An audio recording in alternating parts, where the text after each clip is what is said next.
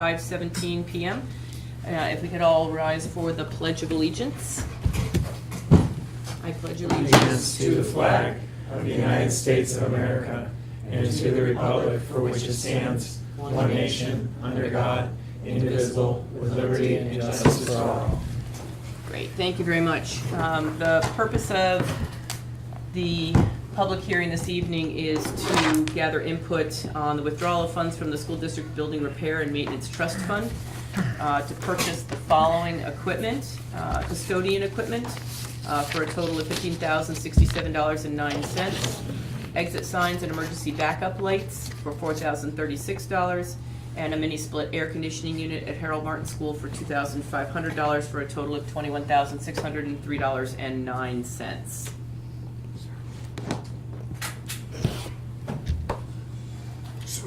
Yes, so I'm going to let Steve just give a quick explanation of what it is, let the board ask any questions, and if anybody arrives from the public, they can certainly provide input. Sure. So we're going to be in the journey. Just about every board meeting from now for a while, we'll have a public hearing to work on our summer projects. So I'll provide. Whoops, there we go. Provide a little bit of context to it.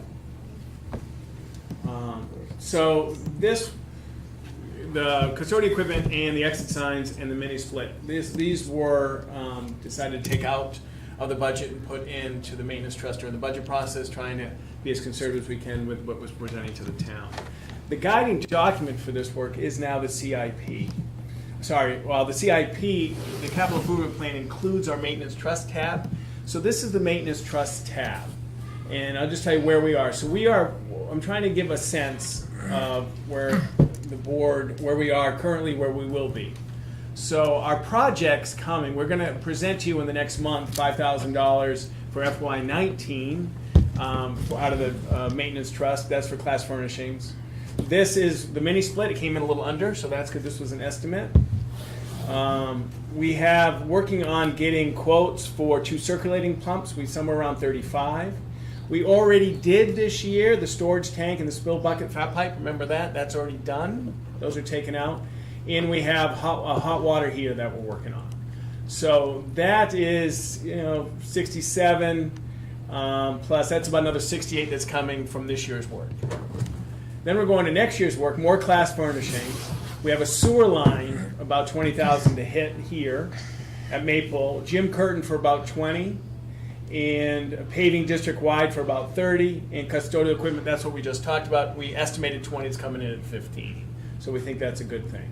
The contributions, we're adding July 1. At the March meeting, the town voted $140,000 to go in, and we had, at the end, coming in, this is 97 once we take care of everything.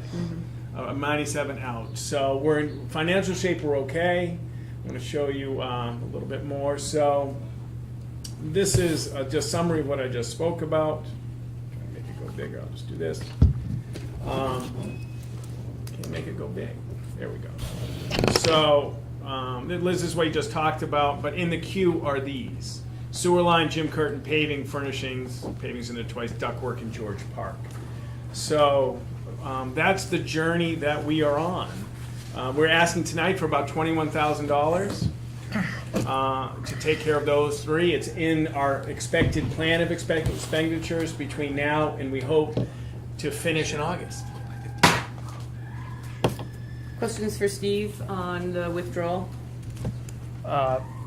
Sorry, Steve, I apologize for this, No but problem. you had said when you were going through the budget process, the idea of this was to put it in the maintenance trust. So it's a budget for the maintenance trust. So every time we go through this, it's just to make sure that it's clear, it's clean. Was that the idea? The idea was we get- have all this money in maintenance trust.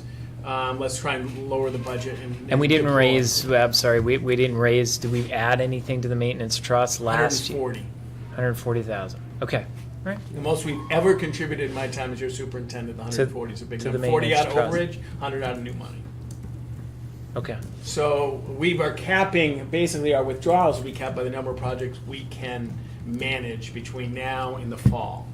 And when it's all said and done, we should have about 136,000. Okay, that's what I was gonna ask. So at the end of at June of 2020, it would be an anticipated balance of around $136,000. Right. With the other things that we may withdraw between now You got it. and then. So I recall when we originally set these up, we had targets that we worked with initially to build the fund up to. What was it? Was it 175 in repair and maintenance? Right, originally, and everything has changed now, but originally it was boiler plus, right? We were self-insuring, so we wouldn't have to freeze a budget if a boiler went.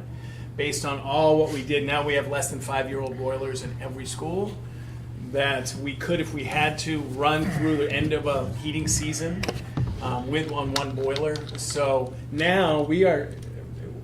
Originally, I thought we'd deploy and not have quite as much as 136 left, but I don't think we can manage paving, manage all this stuff. In terms of work. Where we are will be really good going into June, but then we're going to take, we'll keep updating this document and see how much we can deploy. Now, and this is talking, remember I went to J. Burgess College. We really thinks about $50,000 or $60,000, but eventually we can have more money and then deploy it after the heating season. So kind of our own little reserve, if we get through a clean heating season without a major issue, we can deploy for March. And we may, if we get caught up, we may be coming back, look, we got through this, let's put another $50,000 from May to June. Mm-hmm. But this is what we can manage through the summer, in the fall. In terms of project Yeah. resources for projects. So on the exit signs, are those things that were identified by inspections of the fire department? That Correct. we do at the theater? Okay. Yeah, They and come in and they say your bulbs are out, and then you have to pay someone to change them. And some of it's some of it's type. We're trying to go to Doors to LEDs, and Okay. we're going to try and every year place about 25% of our inventory and get it all caught up. Okay, that's what I was questioning. What was the inventory of what? So of total signs. The total signs in district. Got it. Okay. Excellent. And then on the custodial equipment, I know that we've had discussions in the past about purchasing different equipment for the custodians to use to make their jobs more efficient when they're working in the school. Is this part of that conversation? Are these some of those items that we identified that they identified with their union rep too that would make their jobs more effective and efficient? Upgrading the extractors. Currently, Bill Caruso believes that the extractors are on their last legs and they're not exactly the industrial type that he would recommend for a school. Mm-hmm. That instead of going over and over and over, we can do it one time, saving time. And the scrubber it's about 10 to 15 years old. We don't have great dates on these purchases. Our maintenance plan we will now going forward, but based on Bill Caruso, our director's work, this will gain efficiency, quality, and it's time to replace. So I guess my follow-up question was, so then are these things now on the CIP for 10 to 15 years out? I mean, so we know that we're purchasing them now, that we would see them again in your far right column of future expenses with a certain year, certain life. And certainly, none of these items are meet the $10,000 threshold. Mm-hmm. That's actually, not individually. But, right. Matt Stone and I had the same discussion, but do we put computers on there? In of itself isn't. Okay. And it's the 5 to 10 year values. So if the board directs it, but we'll have dates for records, but probably not in the CIP. Okay, because I saw when the 15, I was wondering, but if that's 4 different pieces of equipment, then each individually does not meet that threshold. Okay. Right. But we're just purchasing them all at once at this point. Okay. And we'll have good dates, and we'll put these on. We have a help ticket system that has a PM calendar, so in 10 years it'll be a prompt. Okay, so we'll know that coming up that we're hitting that end of life, if you will. Okay. Any other questions from the rest of the board? Up next are the circulators, class furnishings, and the hot water tank. Okay. Those should be, if not, probably the first meeting in July. I don't know if we'll hit it in 2 weeks. We'll try to get some in 2 weeks. Okay, that sounds great. All Cool right, beans? thanks, Steve. Yep, appreciate it. And thanks to Bill Caruso as well for all his work and gathering this information and really having his eye on and Michelle, those things that need to be replaced before we end up in a crisis mode and can't clean buildings and floors and things like that. This will make a difference. Great, thank you. Appreciate it. Any other questions for Steve before we, I'll take a motion to have, actually, I didn't do that till later in the meeting. Right. My bad. I'll wait. Never mind. So at this point, if there isn't any other questions for Steve and there aren't any comments from our public here, then I will close the public hearing at 5:27, allow everybody to get some water, and come back to the table in 2.5 minutes. Great. That sounds good. Go. Sorry to be a few minutes. You're fine. You're You wanna fine. kill it? Are you killing You're this? fine. I We didn't started offend at the public. 5:17. Oh, So well, I was yeah. worried as I was We would coming be out on good. 89 that there'd be a long line at exit 6. I'm like, ooh, I didn't plan that very well.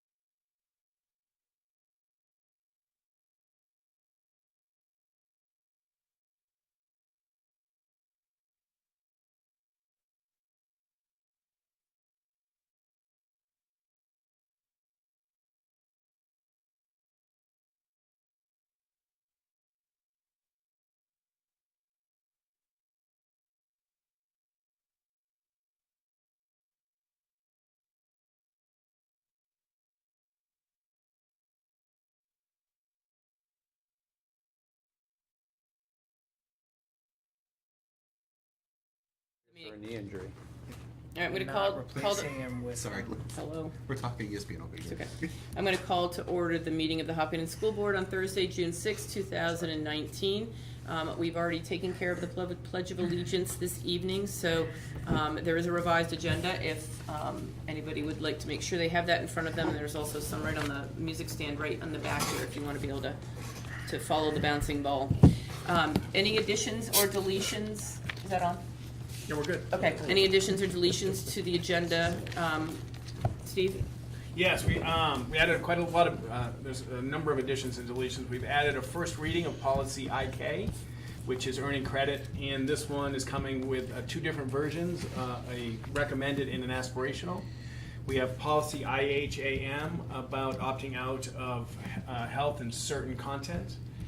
We added an update from the building committee, and there was a worksheet of project management in the folders that we'll talk about. We have an update on the Hopkinton Budget Committee, including a possible revised draft of the FY21 development calendar. We had today or yesterday resignation as instructional assistant at Harold Martin School. We have added, we are accepting a technology bid tonight, Wally Associates in the cost of $48,199.10. And I put in the amount on the agenda of the maintenance trust withdrawal. So all Okay, those great. are changes. Thank you very much. Any correspondence? The most recent is 10-9 up in lacrosse game. Okay. She just got that. Okay.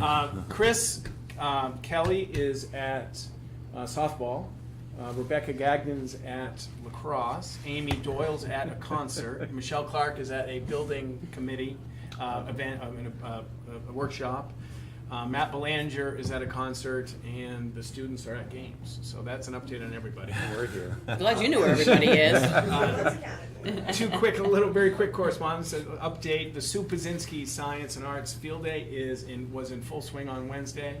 I helped with the fishing derby. Over 40 fish were caught. In the pond? in the pond, Wow. including Same the fish. biggest was an Yeah, 11-inch same bass. Over and over again. An 11-inch bass was number Wow. one. Holy cow. And due to the support of Amy Cook and the high school administration, Pepper the therapy donkey visited school today. It was How come we don't get incredible. notice of that? It was would've absolutely been- We'll tell you incredible. next time, we'll make sure you're on board. I started school mid-morning, 7 young students with the biggest smiles I've seen in a long time. I bet. Those are some quick updates. Well, I only asked because my sister has a donkey, and she called me to ask me if they could leave it in their will to us. So I need to know these things because I might need to kind of get a little education on how to Does take it care of have a a donkey. trust Guardian fund? ad litem. Does it have It'd a have trust to come, fund? it'd have to with come it? from Canada. And what'd you say? I said, yes, of There you course. go. I'll make it up. Okay, exactly. Need a little training. Hopefully not. Hopefully not. So Great. that's Well, where we thank you, are. Steve. I appreciate it. In the packet was a set of minutes from the regular board meeting held on May 30th, 2019. I'll take a motion to approve those minutes. So moved. I'll second. Any comments, further discussion on those minutes? All in favor? Aye. Any Aye. opposed? Motion carries. Thank you, Donna. At this point, we'll open up for the first opportunity for public comment and invite any public that we have with us tonight to come to the microphone and share any comments they may have for us at this point in time. To turn on since I forgot. Perfect. All set? Okay, great. Thank you. Thank you for being here. Comments from the Hopkinton School Board. Norm, we'll start down there with you. Yeah, sure. Congratulations to the girls lacrosse team winning the other day. That was quite the. My daughter and my son greeted them at the high school, and it was quite the event for that and everything.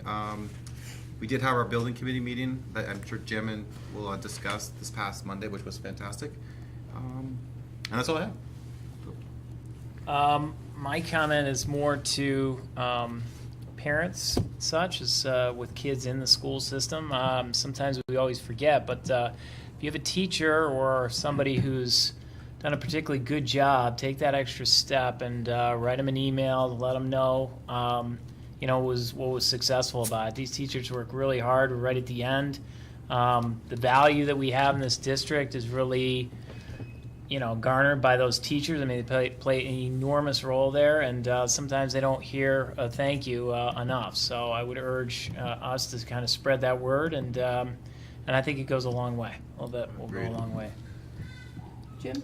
I would. So last night, for work, I was facilitating a large group conversation around access to the outdoors, and the conversation sort of focused on kids and the kids' access to the outdoors and people's challenges exposing children to nature and the outdoors. In Hopkinton, actually the school was brought up as a good example, positive example, with the chicken house and the garden outside as being like a real hands-on way to get kids more exposed to nature and the outdoors and the positive impact it had. So it was great to have my local town brought up during the conversation, which is great. So kudos to you guys. Thank you. It's a good example. Thanks, Jim. That is great. And yeah, and Bill, thank you for bringing that up. I agree. I mean, I think that this time of year is so busy, and there's so many really incredible things going on, and not only with our athletic teams, but also their students who are wrapping up their high school careers, and they deserve a lot of kudos to push that ball over the line sometimes as they're getting toward the end, and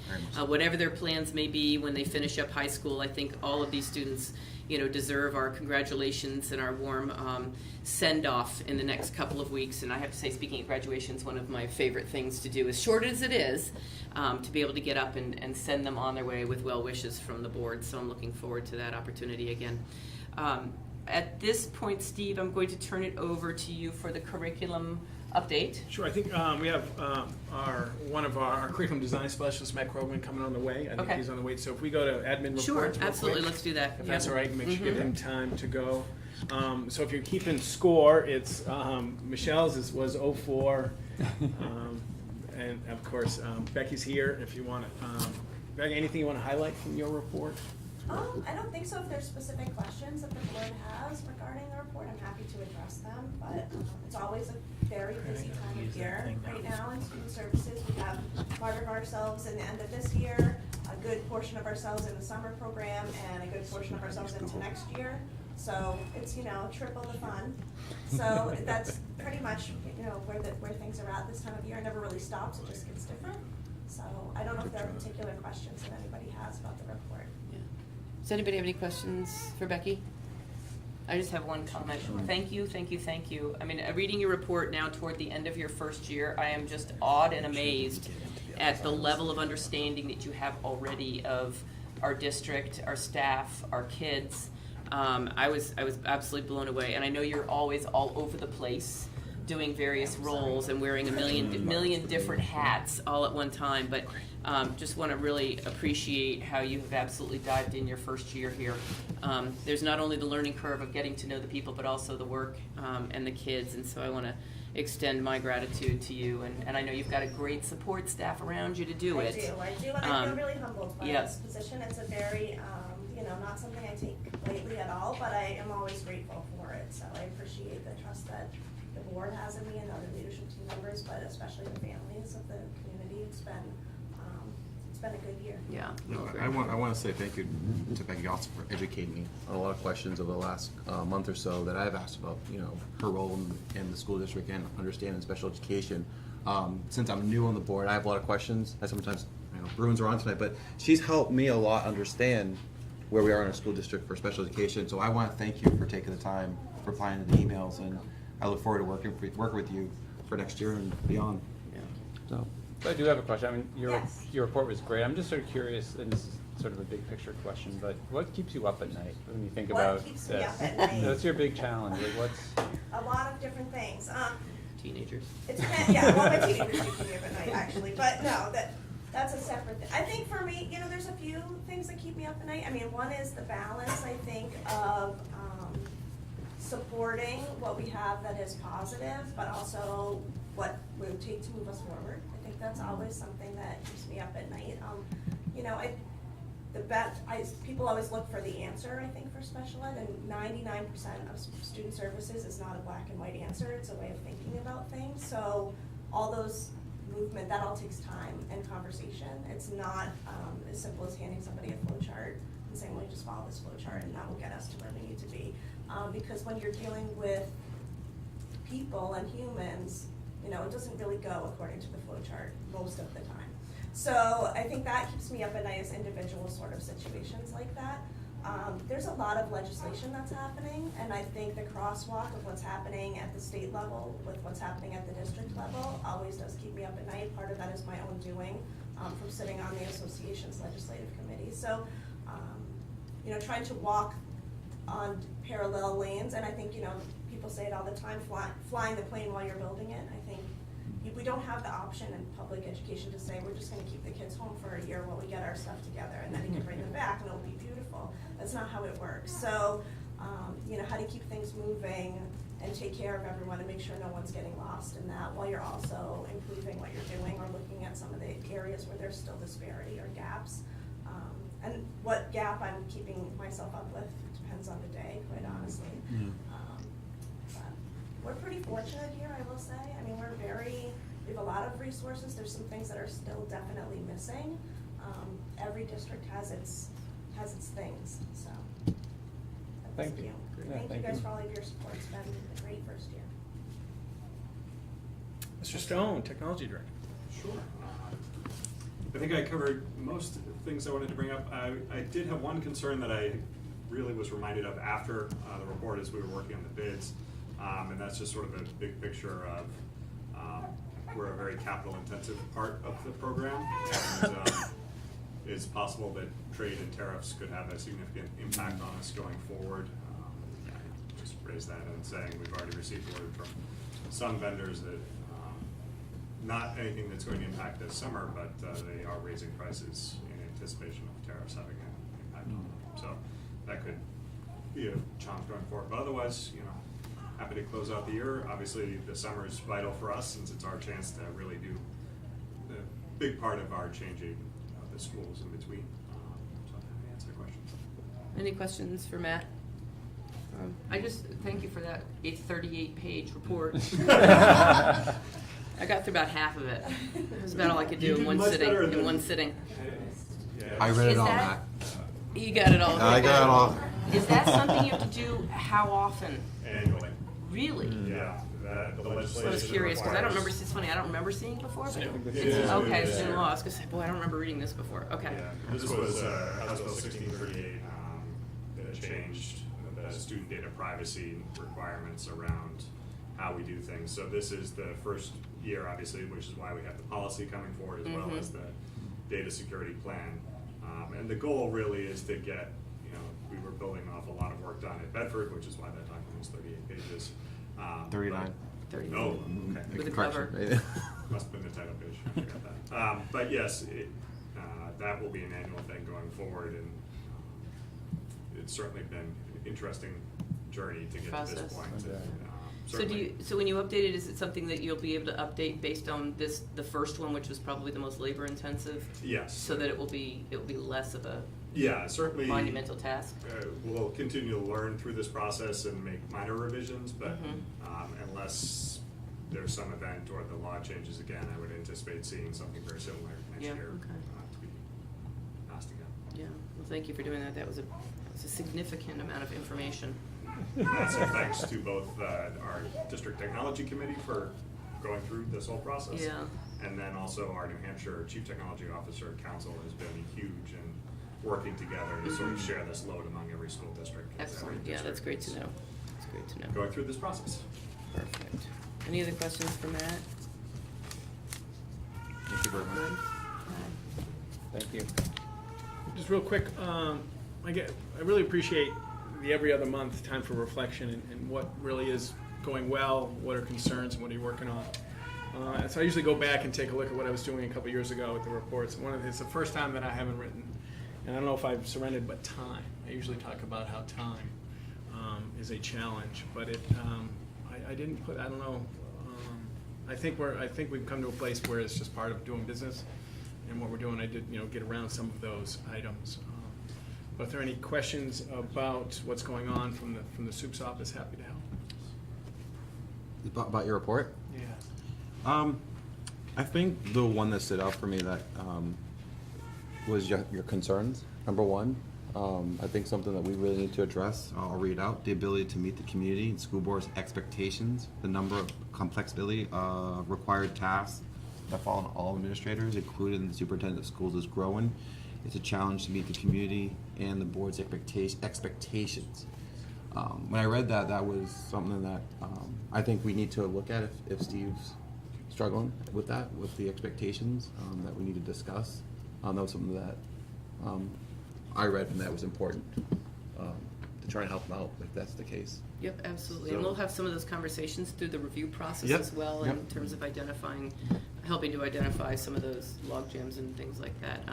I know in the past, we've with Norm being your first year on every time I always feel badly when I say in the past, because you're Don't like, worry, well, I have no clue. Yeah. But we've had long conversations about what it is that the district would benefit from, the community would benefit from, in terms of being able to assist the superintendent with certain things. And, there've been 2, if not 3 years, we have taken positions out of the budget proposal because of the cost of things. So those are really important continuing conversations. It's interesting, Steve, in your comments. I didn't pick up on the time thing. You'd think I'd do that by now, but I didn't. But what I did notice was that under all of the positive achievements, they all had to do with care for students and care for the community's most valuable assets, and that's the kids. And I can't say enough about how important that is to myself as a board member, that those are priorities for you, and that when they're going well, that those are really important to you. And that's as a result, I think that really shines through. And the concerns, I think, definitely, Norm, you're right. We need to continue to address what those concerns are, and just creatively figure out whether or not we can address some of those concerns within the community's means, going forward. So, I agree. Any other questions for Steve, though, on his report? Thank you for doing that. Yeah, thank you. Sure, my pleasure. You'll also, we'll get to it, but there's a little bit more fleshing out in the self-eval too. Yep. And then non-public. Yeah, great, excellent. You all set? Yeah, I am. Are you all set on that? Okay. Excellent. And I think now we have some of our, Yeah, we're going to flip up to Folks here, right? Curriculum. We're going to go curriculum development update. Thank you, Matt Krogman, who's our curriculum design specialist. You want to snuggle up? You can snuggle. We got a plan. You got a plan? So this I think this will be and is established as a yearly, May, June. We provided updates and continue to provide updates on where we are. Just a little bit. So how does this work fit? So I'm going to provide a quick overview, and then I'm going to turn it over to Bill and Matt to talk a little bit more about what's gone on in the last school year. So something that is significant is how this work and visible curriculum fits our mission. So we have a mission above all care, and we have 5 tenets. And one of the most deliberate, one of the most meaningful ways to care about kids is teach magnificently. And I believe, and that we have adopted it in moving through this notion and defining what magnificent instruction is. So documents that provide support for this work are our district goals. So our district goals are ensure student learning. That's a high bar. I always talk about when I got here, I was in the opportunity for kids to learn business. Now we're in the ensured for learning business, which is a different bar. Our second tenet of magnificent instruction is to be deliberate and visible, what we want students to know and be able to do. We think that's important. We have standards, teacher standards, which goes to planning and visible curriculum. So it all fits under our umbrella. So how we care is how we teach. Our goals are magnificent instruction. Ultimately, this is increased student learning. And we think if we do this well, if we teach magnificently, and if we have a strong visible curriculum for parents, for teachers, for students, and Bill and Matt will talk about I can't statements about making this development appropriate for kids, that we think this is how we manifest our mission. So we're on a journey, and the journey has evolved over the last 4 or 5 years that we've been focusing on magnificent instruction. Regulatory-wise, we have minimum standards, and the state minimum standards are Ed 306, and that defines competency. And we have to develop competencies K through 12, and in order to advance in grades or to earn credit, we're going to talk about that in a little while, it has to do with this notion of mastery of competency. And a couple of foundation works that we've done is we are always in development of our district glossary. I believe, that having common language, having definitions of what is a competency, what does it mean to be competent, what does depth of knowledge look like, what is visible curriculum, what is all students, we think that's really important. And we are working on this notion of nested competencies. This came from a retreat last summer We got about 15 of us on the deck at Northwood, and we really hashed out this notion of competency. Ultimately, though, our goal is to have the second grade teacher know what third grade does, have the third grade parent know what third grade expectations are, and the third grade student to know what I'm able to learn. So that's the goal. So what we felt was a very important piece of this. I'll just go back a little bit. So this nest says the biggest circle is district competencies, and those we'll work on this summer. That has to do with our mission. After your journey in our district, what will you know, be able to do, and understand? Then we have school competencies, content area competencies, and course and grade competencies. And if they spiral, if they interweave, and they connect to each other, we think we have the best opportunities to, as our goal says, ensure learning. So we spent a little bit of December looking at our content area exit competencies. So we've branded this the Insured 8. This goes directly back to our goal of insured learning. We think 8's a pretty good number. I like alliteration. I'm always a big alliteration guy. But as Bill would say, we couldn't just do it because it was alliteration. It had to actually work, even though I was okay with alliteration. So we had everybody take a look at, after their journey in the Hopkinton School District, what are we sure that we want students to know and be able to do in every single content area? These are skills, they're content-specific concepts and understandings. These concepts should have endurance. They should last over time. They should be really important. They should leverage. If you learn these here in math, they also help you in science. If you learn this in English, it helps you in social studies. One of the things, our guiding principle, and I use it, I don't seem to be trite, but this notion about coverage versus insured is actually, in the work in our district, is a little bit controversial. But we believe, and one thing that we put in documentation is less is more. We would rather have students learn 8 things well to carry on than be introduced to 32 things and not know anything. Less is more. So that's the work, and I found an example for you. I can't read it, I'll quickly buzz out and blow it up. So this is an example of art. So if you notice there's 8, well, it's still not big enough for you.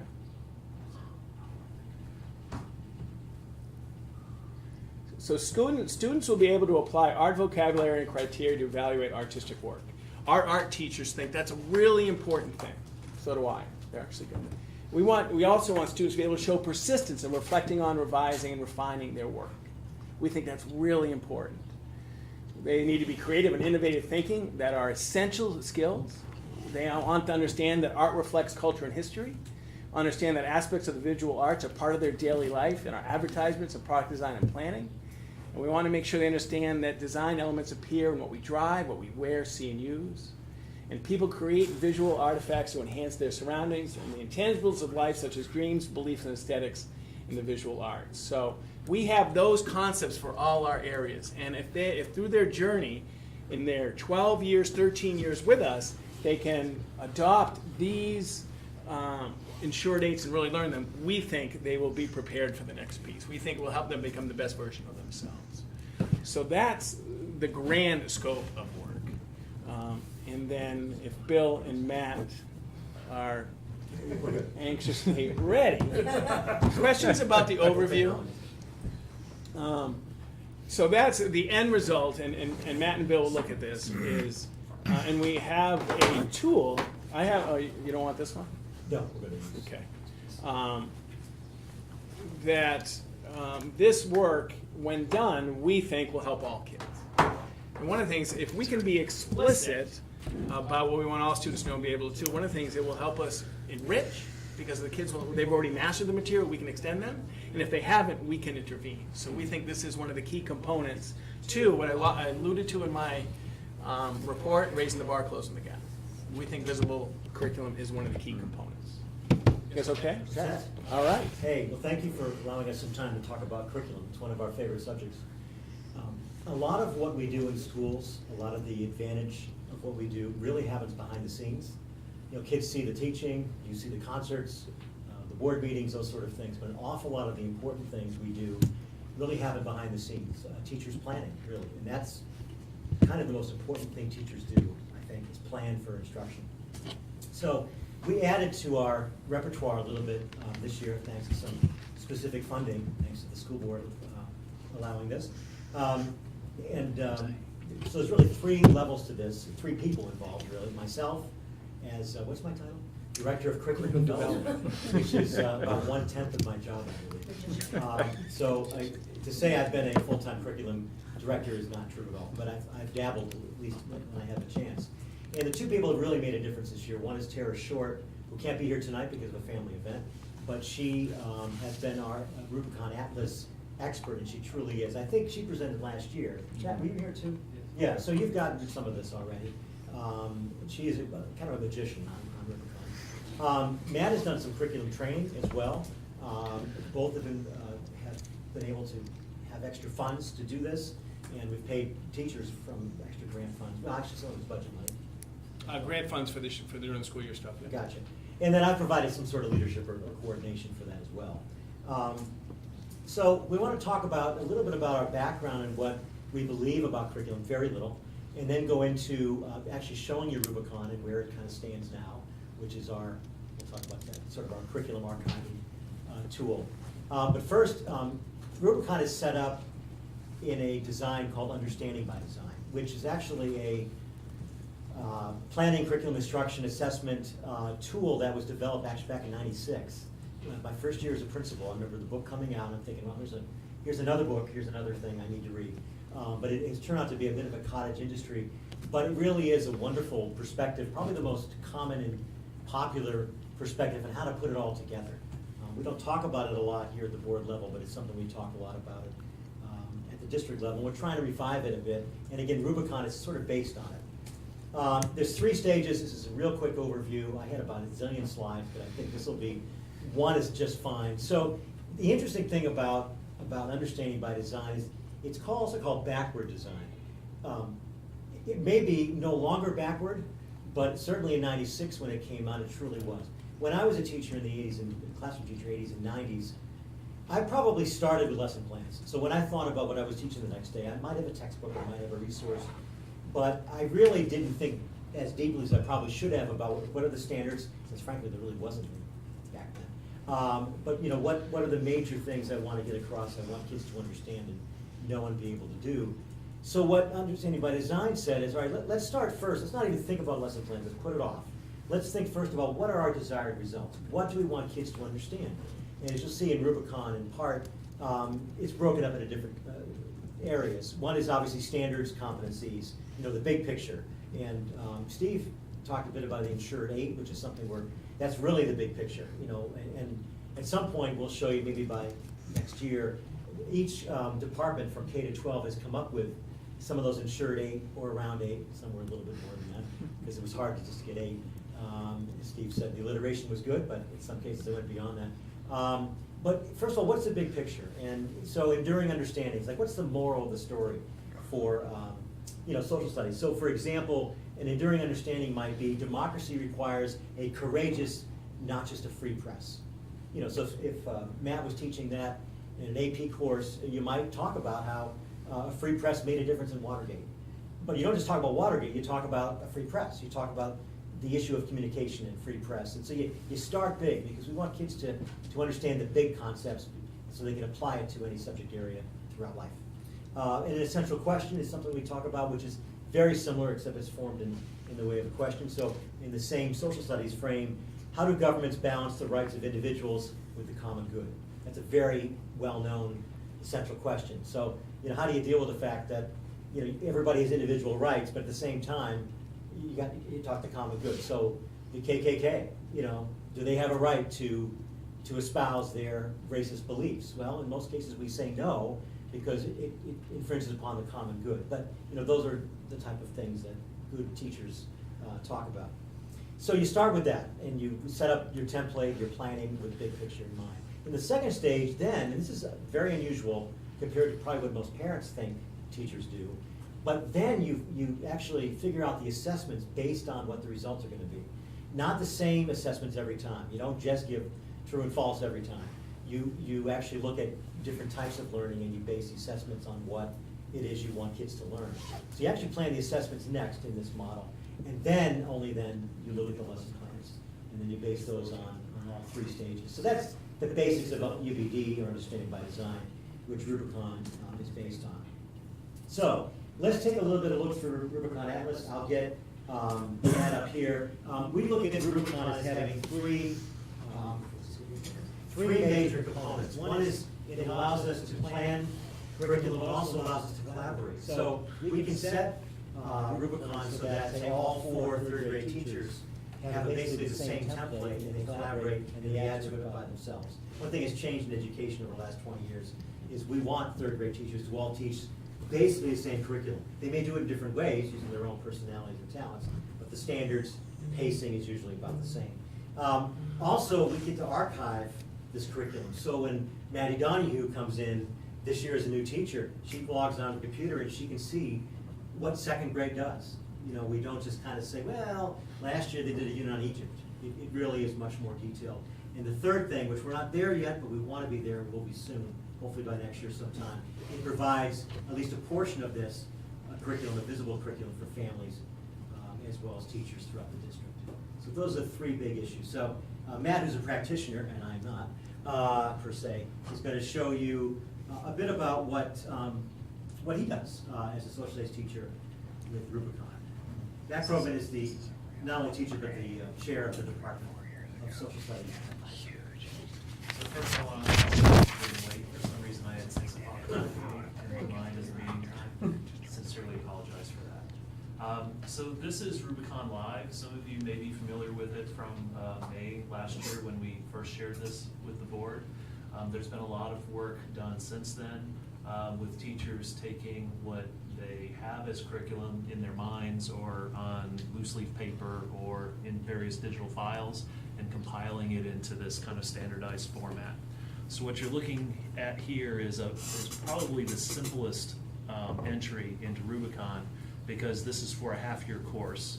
So you don't see these unit bars going across the whole screen. But what you have there under August, for example, is week number 1 of the school year. So Rubicon sets this up in kind of a default way, figuring the last week of August is probably a school week. And so what you see numbered across there under the various months of the school year are kind of a running total of what weeks there are. So we get up into June to like week 37. So it's pretty simple, user-friendly once you know, it's pretty intuitive. You type in, you create a unit by typing in a name here, and then it'll prompt you for what weeks, how many weeks, and what is the range of weeks that you teach this unit in. And so I have 4 units in this half-year course.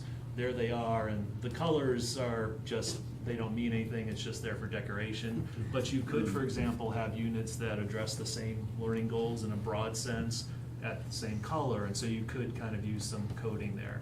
I just have them different because they're standalone from each other. So I could move these units around. For example, each end of this bar is editable, so I could very easily adjust it if I spent more time on this unit or less. And I can also move them around in their order. And the more substantial work happens when we click on the unit, and this is the standard page. So there's the unit up there, and I could easily toggle to the other units in the course, so that's quick and easy. So at the top, we have competencies.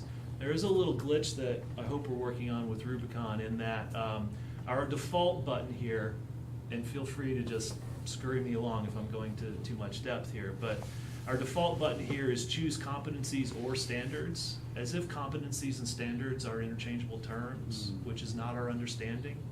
And then also we have the same default button created by Rubicon down here, choose competencies or standards. And so it creates a little bit of confusion in the curriculum hierarchy in which standards and competencies are not the same thing.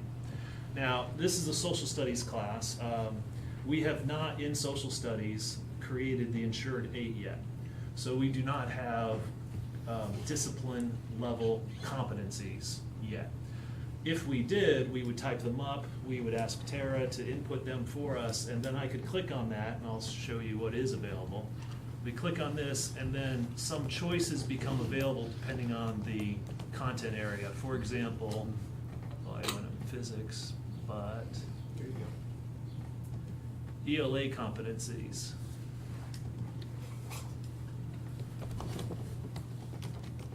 So these are from the Common Core that the English language arts teachers have decided to make competencies that any of them could tag. And it's real easy because all you do is check the box. So just for demonstration purposes, I check that and hit save. And now that competency appears with this unit so that teachers and students and administrators and parents can see what competencies I'm addressing with this unit. And in a similar fashion, and I have tagged these because some of our curriculum work in recent years was to go through a national set of standards and unpack them, basically take those standards that have multiple phrases in them because they don't want a list of 300 standards, so they create 300 standards in a list of 100, but each one has 3 parts to it. So we spent some time unpacking those and in an associated way writing I can statements, kid-friendly language from the learner's perspective. So those standards that I have decided I do teach in this particular unit, along with the I can statements that go with those standards, appear here as well. And that's the bulk of it. Farther down, here's where the UBD connection is. I plan, hopefully collaboratively, hopefully not alone. And that's something that I hope is a reform down the road. What are the essential questions I would ask kids and let them know at the beginning of the unit to kind of focus them? Almost like the hook for an essay. Part of an essential question is to capture their interest. And then enduring understandings, what are the takeaways? When they're done studying this unit, what do I hope they've learned? A few big things, kind of like unit level competencies in a way. And that's one of the nice things about our curriculum work is I think we're finding that a lot of these ideas that we've talked about in separate ways, they actually interconnect with each other. There is a place here for teachers to upload assessments. So for example, if I had an assessment in a Google Doc, I could just link it here. And when I change that Google Doc in my own drive as part of my regular work, I do not need to come back here and refresh it here. It's kind of a live link. And then in a very helpful way, like Bill has talked about, when we have teachers, I'm always struck by how much movement there is from one grade level to another in the elementary grades, for example. And when we have teachers moving around, teaching new courses, retirements or whatnot, I think potentially one of the greatest benefits of Rubicon is that teachers could put pretty much any type of resource they use here. Links to videos, uploading worksheets, links to slideshows, etc. And I kind of nickname this like a filing cabinet. I have 2 or 3 physical filing cabinets with lots of papers in them. As educators transition into more of a digital-based work environment, a lot of that can be more easily edited and shared with others and archived here in Rubicon. So this has great potential. Really, we are at the beginning stages of just entering even unit names and what standards we teach in those units, and that's all we've been asking teachers to do so far, and even that work is not yet complete. The goal was to have that all online by this fall. I don't think that may happen in some disciplines, but probably not across the board. Any questions about Rubicon? Yeah. Just a couple of comments. I mean, this is leaps and bounds ahead of, what we were thinking about 3 or 4 years ago. I mean, this is really a good deal. I think it advantage to the teachers because it gives them some structure. Even when hiring, you can say like, this is sort of our Rubicon. How are you going to fit in this? So it's great for the teacher to give them that structure, and then also, I think it's great for the administrators to track the teachers to some degree. I think you have a real good, like, are you, participating in this? Are you kind of going rogue? Or if you're going rogue, are you coming back to the points that we're trying to make? So I think it, from a tracking perspective, I think that may be helpful too for each department in terms of building this out. So just a couple of comments there. There are some features in Rubicon that are purposely built for oversight. For example, you can run reports on how many of a set of standards have actually been tagged, and how many times have they been tagged, and how often have they been assessed. Because, for example, if I put up an assessment, I can tag what standards I'm assessing with that particular assessment, and Rubicon can do a math report and say, these are the ones you said you taught, but these are the ones you assessed and how often.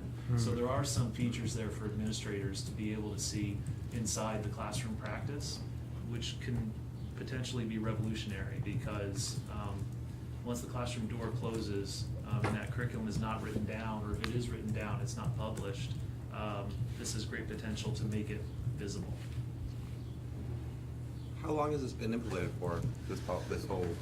Do you wanna? We've got early adopters, so we've got some people voluntarily doing it. They find it, like Matt and some other teachers are engaged with it, and they find it. We are making it a requirement this fall.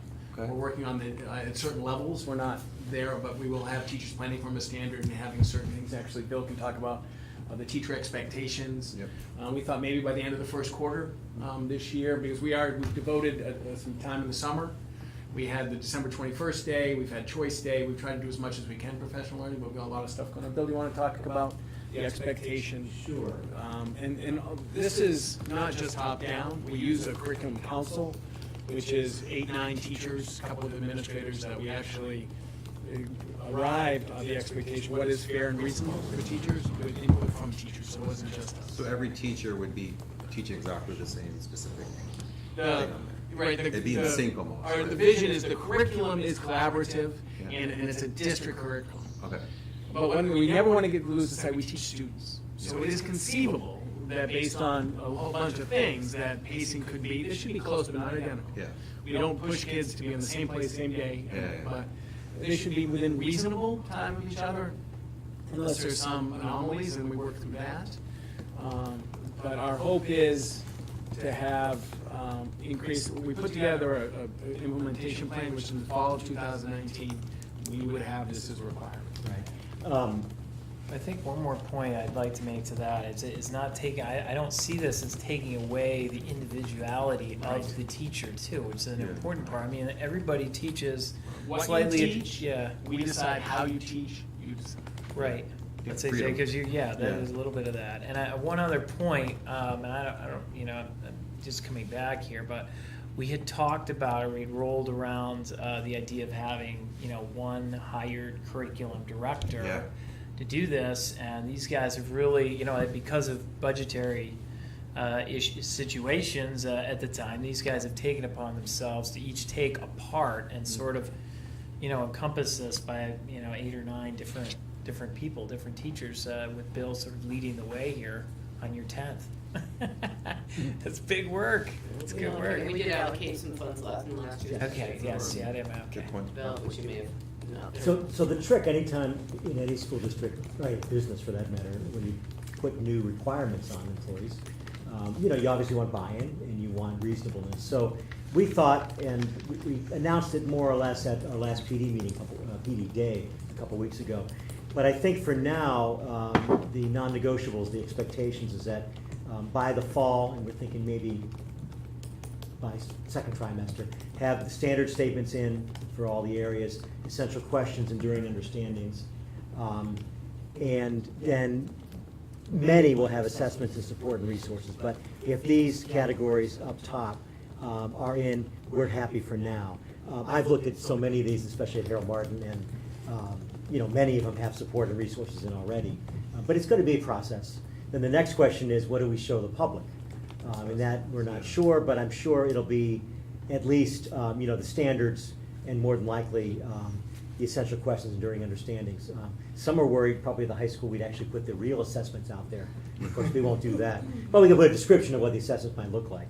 Can you, I don't know, I couldn't see him. One of the things that has been a real effort, and maybe it's connected to the competencies a little bit, we also want ICANN statements. The ICANN statements are developmentally appropriate, what we want students to know and be able to do. So a second grader at the end of this, I can count up to 10.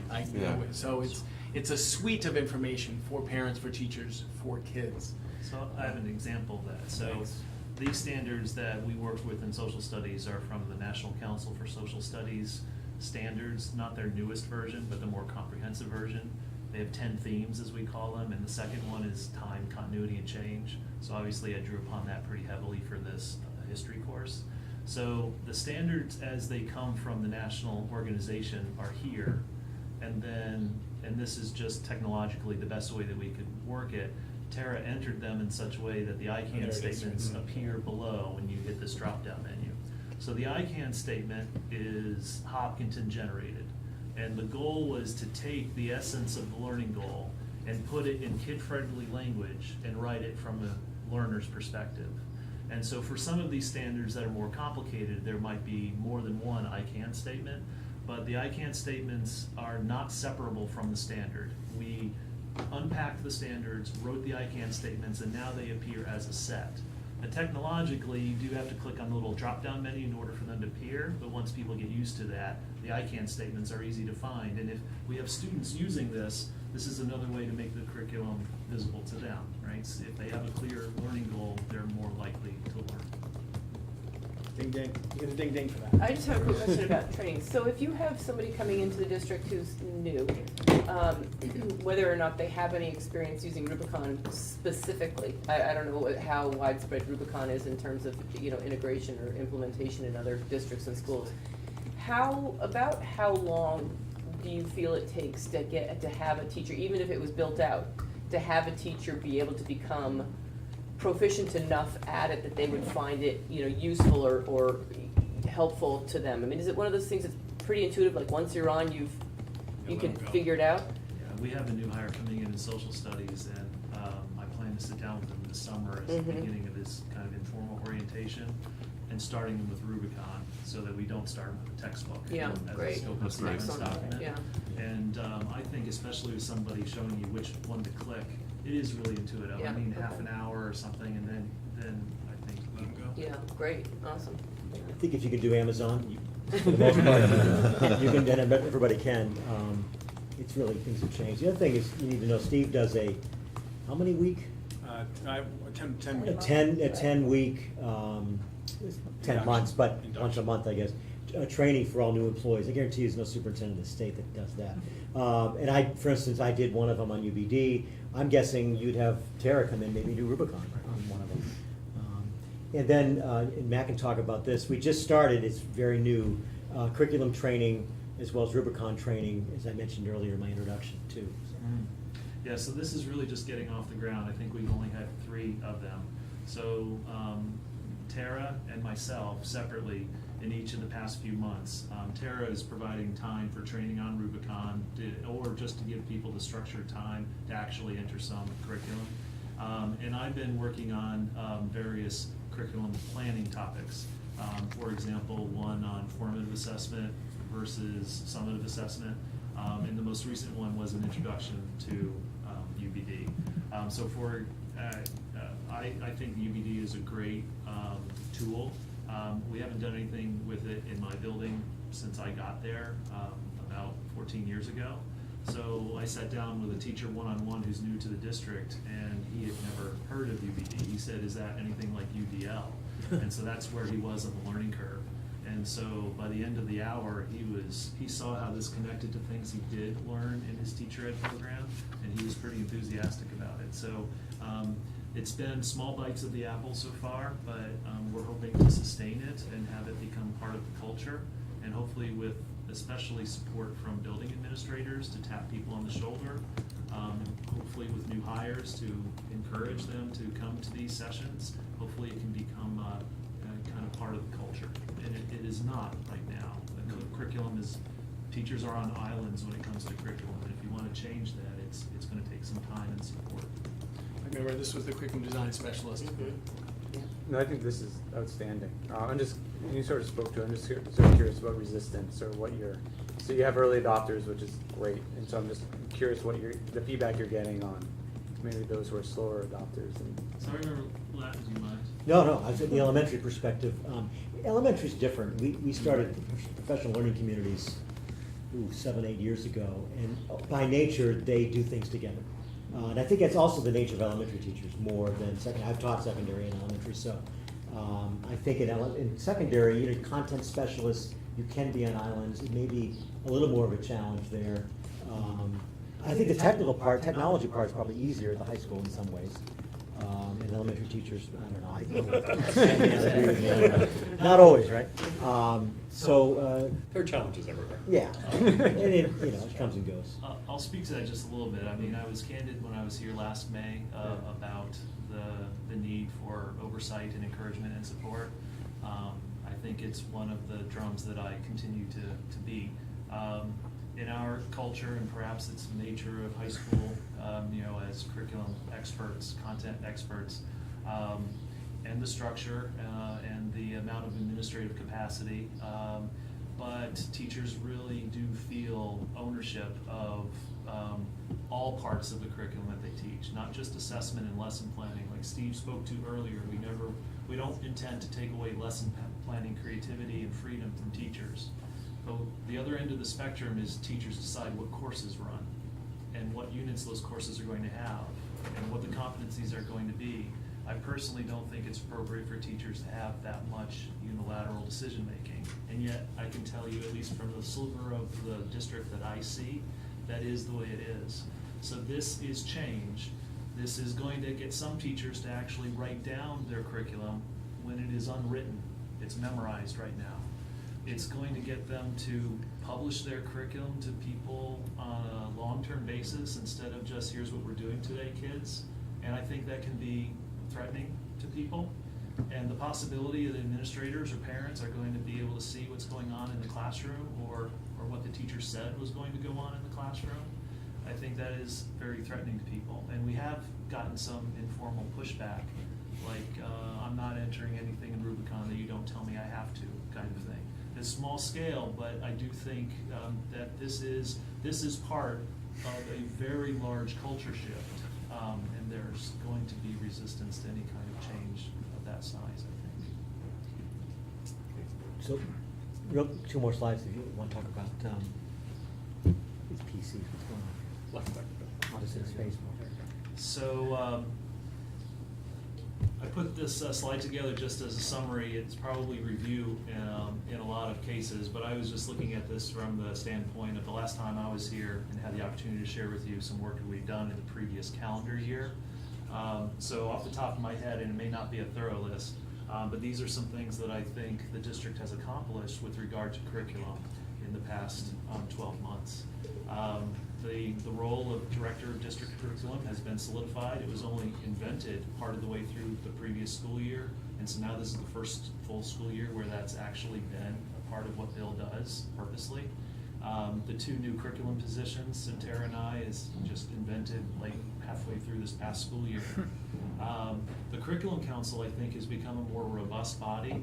We have clarified some procedures. For example, how big a change does there need to be in curriculum in order for it to need to come to the Curriculum Council for not necessarily vetting, but at least sharing and visibility. So I think the Curriculum Council has become more active in that regard. Summer curriculum time, my understanding is that writing grants and getting grant money and what category does it come from is problematic. And I know Steve has had to rewrite grants on the fly in order to fund curriculum work, but we've been able to maintain a healthy amount of curriculum work outside of the school day and school year. We also, I think, made some breakthroughs in defining glossary terms. You can't really get people who don't next to each other work on a daily basis to coordinate on projects unless they have a shared understanding of what certain words like competencies mean. And we, through discussion, and Steve hosted us at the lake, and we made some breakthroughs. Like, for example, the idea of competency is not just attached to courses. The idea of competency can be for the district. It can be for a school building. It can be for a discipline. And so that was an understanding that we did not have in the district, a year ago. And then, of course, the last one, or not the last one, Rubicon work, as we've discussed. And then I'm hopeful that we can reintroduce UBD as a structure. The word competency is getting some pushback from teachers. I had a teacher say, basically, I want to leave the district because of competencies. And I think if we adopt UBD, I think that we get the benefit of that competency focus for free, because it's a part of this larger curriculum effort. And then this is the last slide, except for the Q&A slide. I think going forward, and again, this is just my little piece of it, I'm not a decision maker, but just off the top of my head, I think balancing teacher priorities with district priorities when it comes to curriculum work is something that's going to happen even starting this summer in the way that time was allocated. The written curriculum is not fully entered in Rubicon. We're hopeful that that is complete soon within the next school year. As Bill alluded to, we have to decide how visible do we want curriculum to be in Rubicon. Do we want assessments in there? Do we want lesson resources or only unit-sized resources? So there's some discussion about that. And competencies, discipline competencies and course competencies.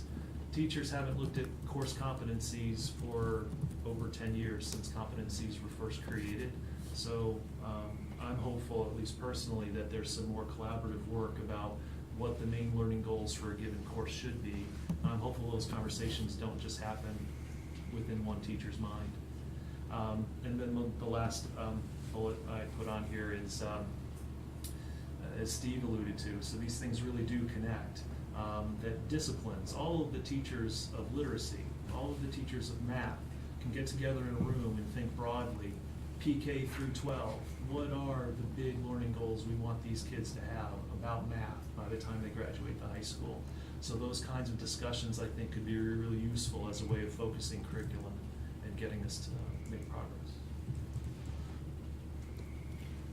Thank you both. Awesome. Yeah, that was Questions? really good. Oh, we've got one more lined up. I'd like to give you guys a chance to ask Matt any questions about this specific presentation, if you wish. So this is implemented right now, or is this something that's going to be implemented? It's That's early what- adopters, some teachers using it as we speak. Okay. We are requiring certain things in the fall. So how is this board, is the board going to be making a decision maybe to implement this, or No, is this it's the something management strictly they do? Okay, all right. Superintendents. Okay. The board will make the decision in the budget process. Okay. If All right. Steve makes recommendations to increase funding for something like this, Okay. that's All right. where the board's gonna get involved Perfect. with Perfect. their decision-making. How's that sound? As we That's have, as we perfect. did with the, That's as we clear. did with Steve's recommendation of Bill's time and with Matt and Tara's time last year, so. Perfect. yeah. I just think this is just a great direction that you're going. I mean, I really think this is well done. And I come from a side of being, a coach of different age groups, and you would love to know, competency on each sort of age bracket, and sort of tapping from the ones that have gone before you in terms of what they did well and what they did not do well, and sort of a tracking way to sort of look back at it. I think we'd have a lot more coaches if we had, something like, here are sort of your steps, and the trick is not losing. These teachers are afraid because of things that, they know what they know, right? And they're afraid of change to some degree, but you have, the trick is, from a leadership level, that you have to convince them that what they've been doing has been working, and that it works so well that we need to share ideas of what they're using with others, with new teachers that are coming in. Do anything you can to sort of find that. And then from an administrative point, you really get a chance to look at those teachers and figure out really what they are good at and embellish those sides. So I think this is really great. I mean, this is really well done. You just feel like teachers didn't want to share their own stuff? Is that like a resistance against that? Just change. You have a game plan. You got the plan. You have your learning lesson. You've been doing it for 30 years. You don't want to deviate from it.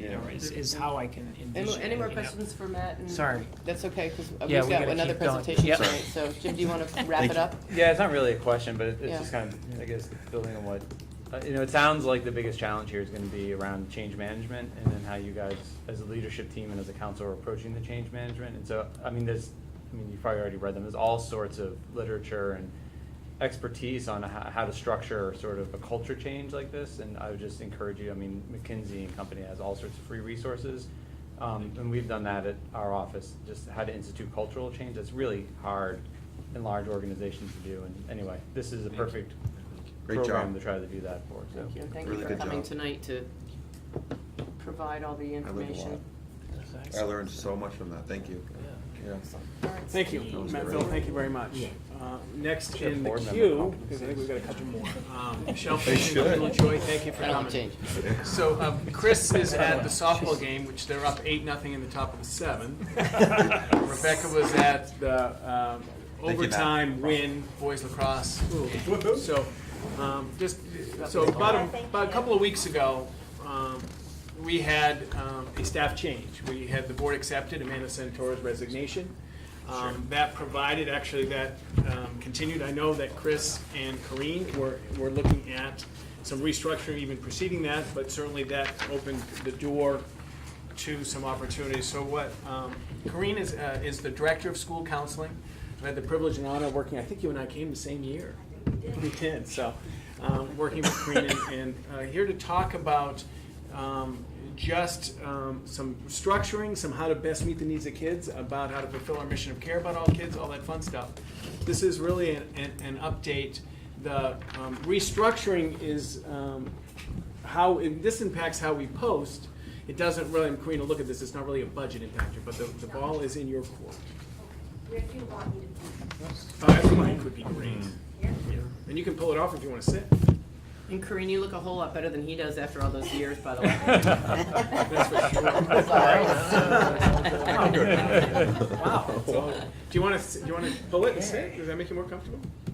Whatever you want. It goes down too, you can push the microphone down, the whole stand down. Doesn't it just push? Bill's in my Someone did it last week really easily. That's fine. There we go. Perfect. Frank's very There we tall. go. Maybe sets it very Thank high. you. Well, I did want to say thank you to everybody. I know it's been a long night, and I know you have lots of things to do, and the agenda was long. But I feel like this is a really important piece to explain to you, this restructuring of guidance that I think will help the guidance department provide much better quality of service to a wider range of students. And I hope I can make it clear to you why that's important in the next few words.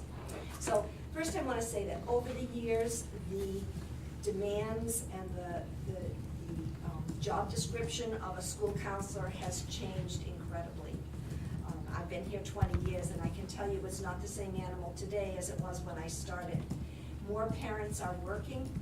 We have testing rising in the level of importance among some colleges, parents' eyes, students' eyes, so you have the anxiety of that and the preparation for the APs, the PSATs, the SATs, and the SATs being our state testing. There's a lot surrounding getting kids ready for that, including connecting to something called Khan Academy that helps them prepare from the PSATs to the SATs.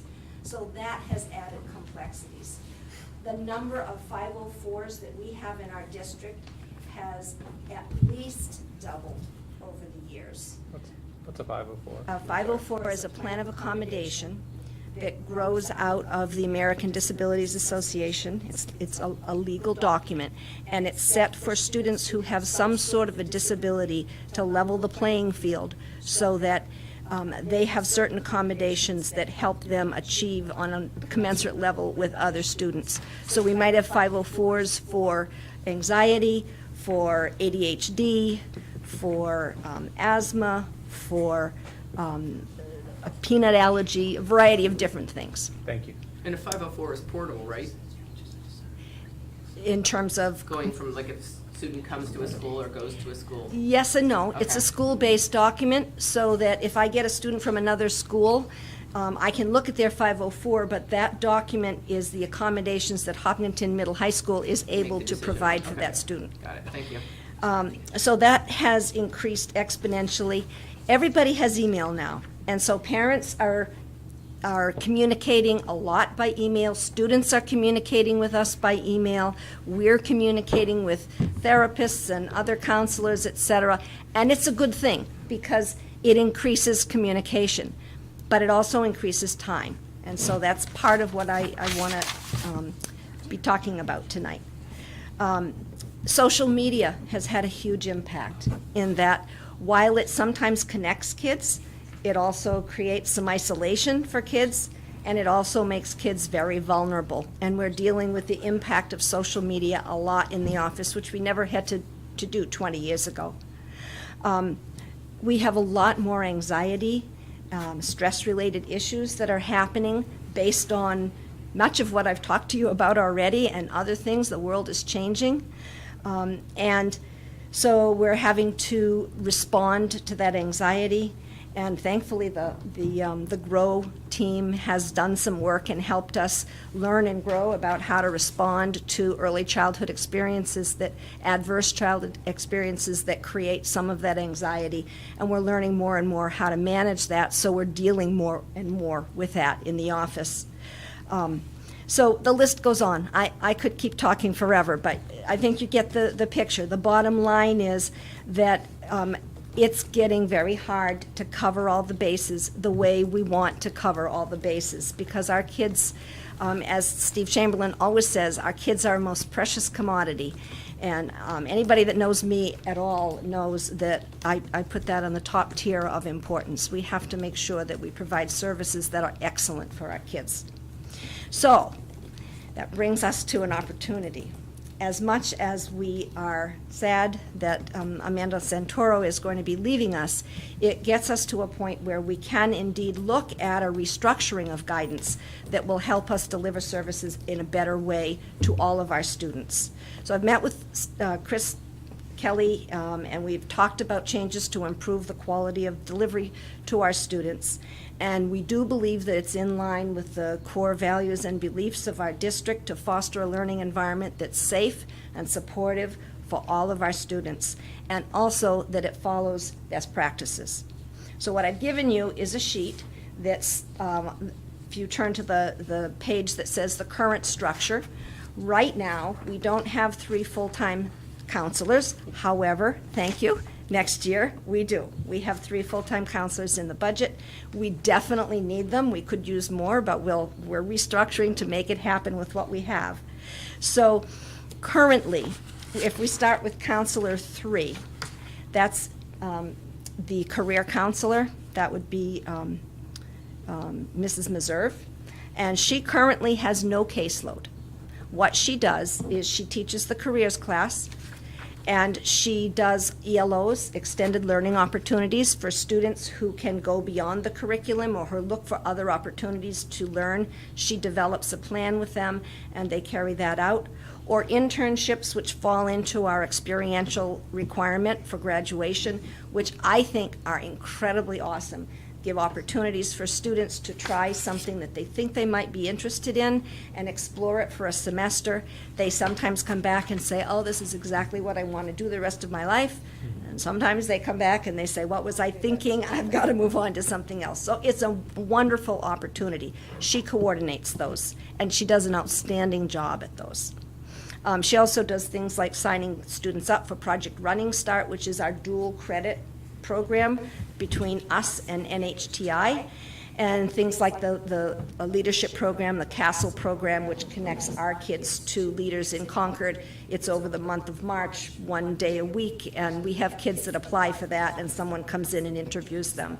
And then, of course, the system support that goes on every single day in the guidance office. We never know what's going to come through our doors, and we're supporting teachers, we're supporting parents, we're supporting, of course, our students. So all of those kinds of things are the types of things that she does. Please don't anticipate that that's the extent of what she does. That's just the beginning. But I tried to put down the main pieces. Look at Counselor 1 and Counselor 2. Amanda Santoro had been the 7th grade counselor, and I took the entire 8th grade, the idea behind getting to know each student before they moved into the high school. And then we split the alphabet, grades 9 through 12, A through K, L through Z, and what that resulted in was a caseload of about 240 students apiece, in addition to 32 apiece, 32 504s, which add another level of intervention and oversight, meetings with parents, meetings with students, reviewing and updating the 504. There are levels to that go beyond the typical student. And then the two of us do the college counseling. I take the program of studies and some of the directing activities, which I won't read down through the list. You can see that. She coordinates signing up for the testing, and then the whole department works on putting that together and carrying it out. And then, of course, the scheduling and the registration of new students to new classes and students to our school from outside. So there are lots and lots of tasks that we do in addition to our everyday workings that students just walk into the office and need something.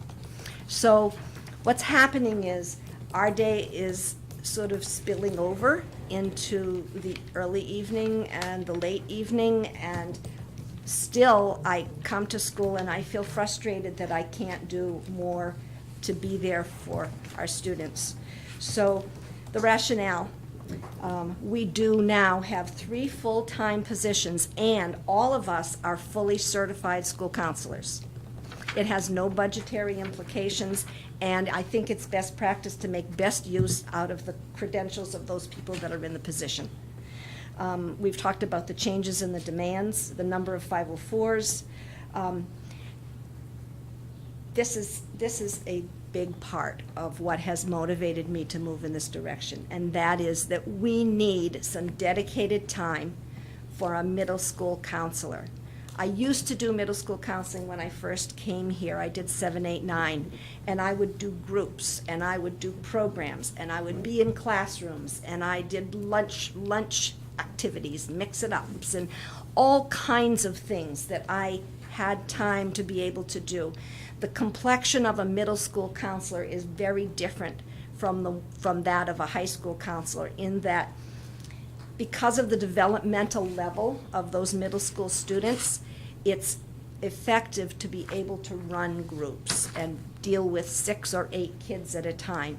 It's effective to be able to have large programs where we get them up and moving and thinking, as opposed to the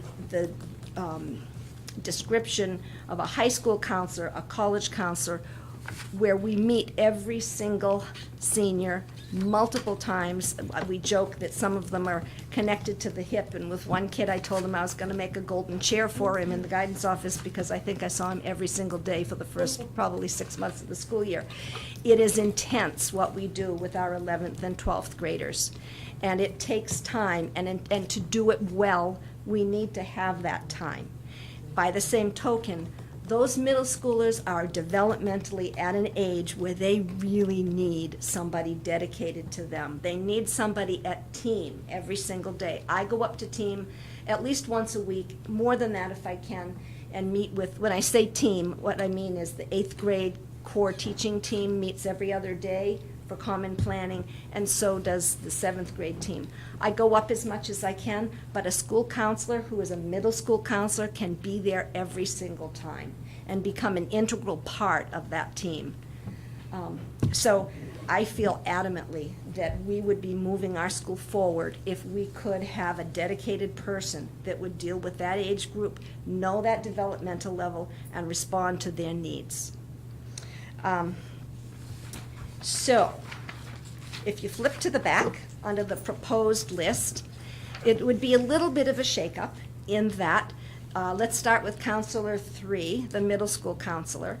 That person would have both 7th and 8th grade, which would give them about 163 students if I count the students that are in the system right now moving in. 163 students versus 240. And they would keep those students for 2 years. So we have looping going on. They really get to know those kids. They really transition them into the middle school solidly with both feet on the ground before they move into the high school. And they can respond to those study skills needs and all of that stuff that needs to happen. The 504 plans would move with them so that that counselor would have about 16 currently 504 plans. And they would be able to run the groups. Now, something has to give in order to make that happen and have Danielle Meserve, who is currently our career coordinator, be able to handle a caseload. So the careers classes would move over to this middle school counselor.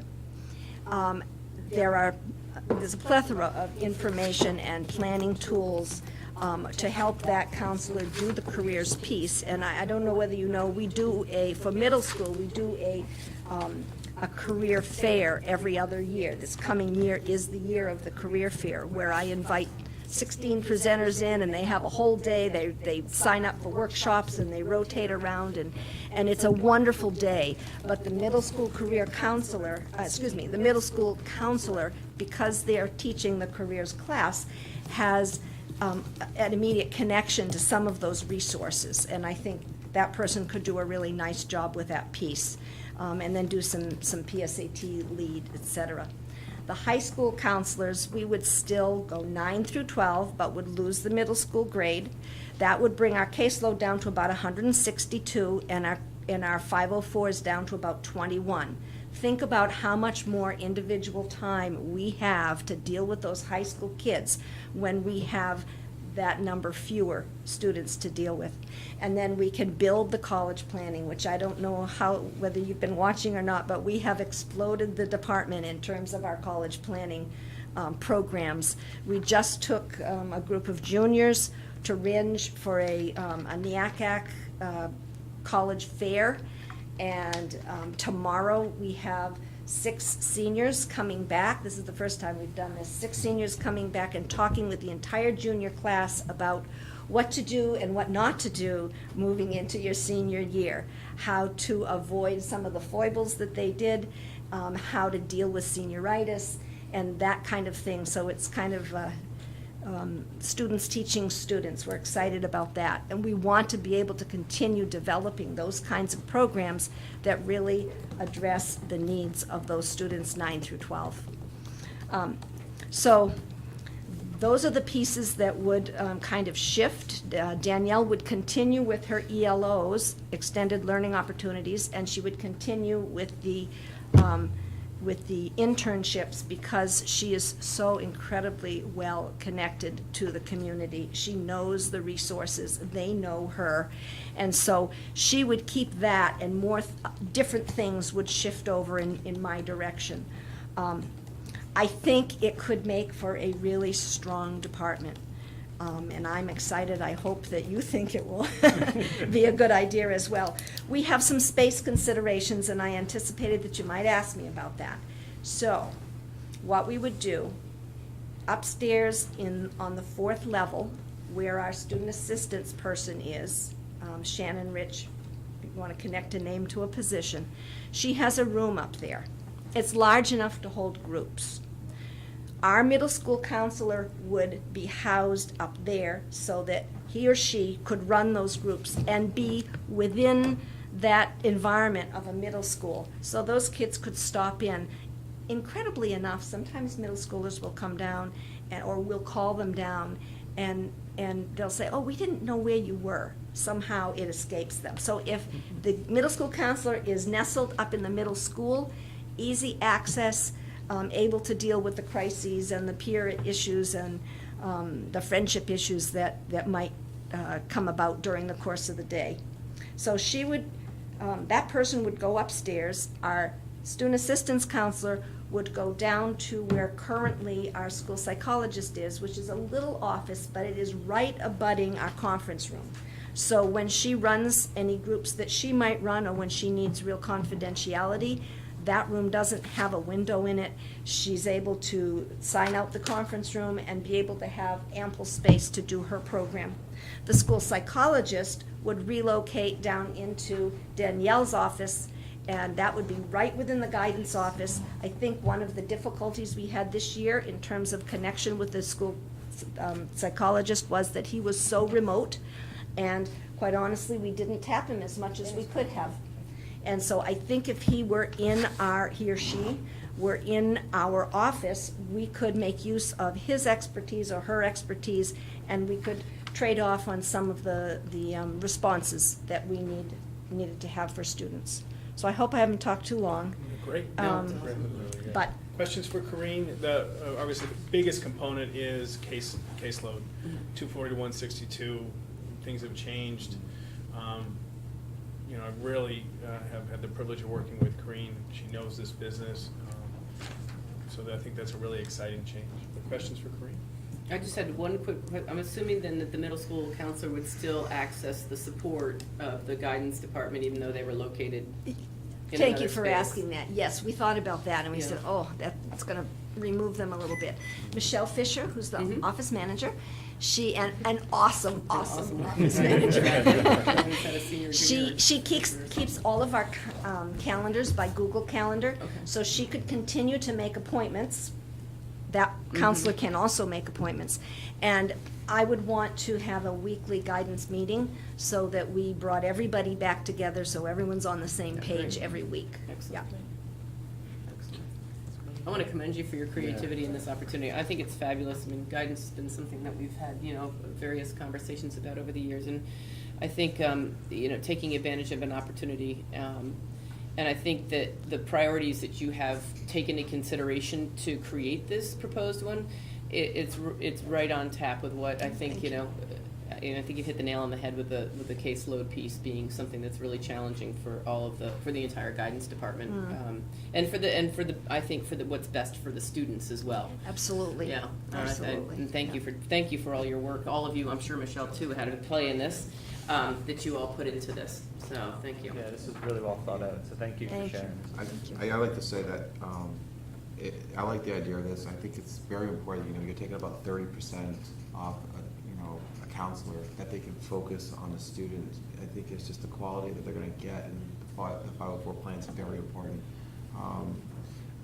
You mentioned it's doubled over the years. Have you seen it more in the elementary or high school that we've had that? Or- I think it's the I can elementary. speak to that. Yeah. So, So- a few years ago, maybe 5 years ago now, Section 504 is overseen by the Office of Civil Rights. Yeah. And they rewrote those rules. So it opened up the door to many more eligible people. 504 is not just for schools, it's for any entity that gets federal funding or any public entity. So the eligibility for 504 plans really expanded several years ago.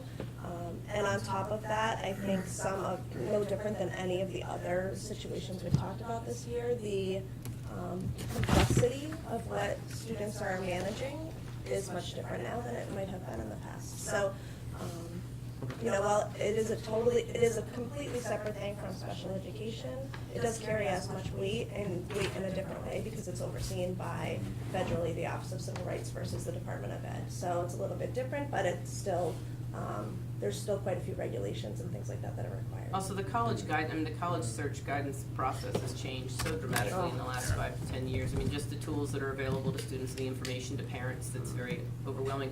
And I see this, I think it's a great opportunity for there to be more engagement on the part of you guys to get parents onto Naviance, and the time you spend over the phone making sure their password is right, and, all those things that take time. I mean, that's time and resources that hopefully will eventually benefit the staff from not having to deal with that one-on-one, but at the same time, there's a lot of work that goes into preparing parents for that process and getting them informed and what resources are out there and helping them sort out Right. all those pieces. I mean, it's a lot more than it used to be. We don't It get catalogs certainly email is. as much anymore as you get a million emails. How this manifests. I was going to tell you how many I get a day, but then I thought No, I it's wouldn't. okay. I can only imagine. So, what this changed systematically is the posting.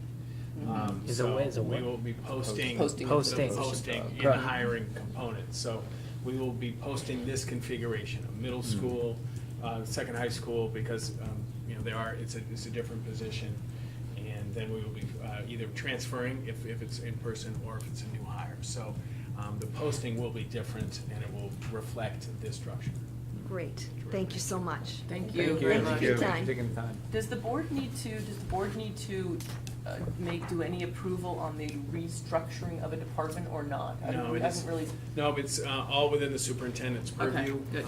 It will be managed, but when you get Yeah. the nominations will be school counselor as Okay. opposed to career counselor. You won't see a nomination and we'll transfer it from the career counselor position. Okay, great. Because So it's that's how- not a part of the school board. I appreciate you bringing it up. Well, it's You know, it's talking huge. about it. This Yeah, is it's this a is big a deal. huge change. They're called Liz, and she wants it, and it is counseling is something that, school counseling, we've talked about at the board, but this is a significant change. Obviously, if you guys say, no, Steve, cut it out, I'm not gonna do it, I serve at the pleasure of the Hopkinton School Board. But I appreciate it very much. Thank you. Thank you guys for hanging out with us. Thank you so much. It's interesting. It's not a new one, right? It's just restructuring Well, the parts that we We have. replaced Amanda. Right, Yeah. so there, right now, we have a career counselor who I suspect will pursue a school counseling position. Yeah. And we will have an opening school counseling position. I got it, in this new structure, got it, Correct. got it. Great. We have our last staff report.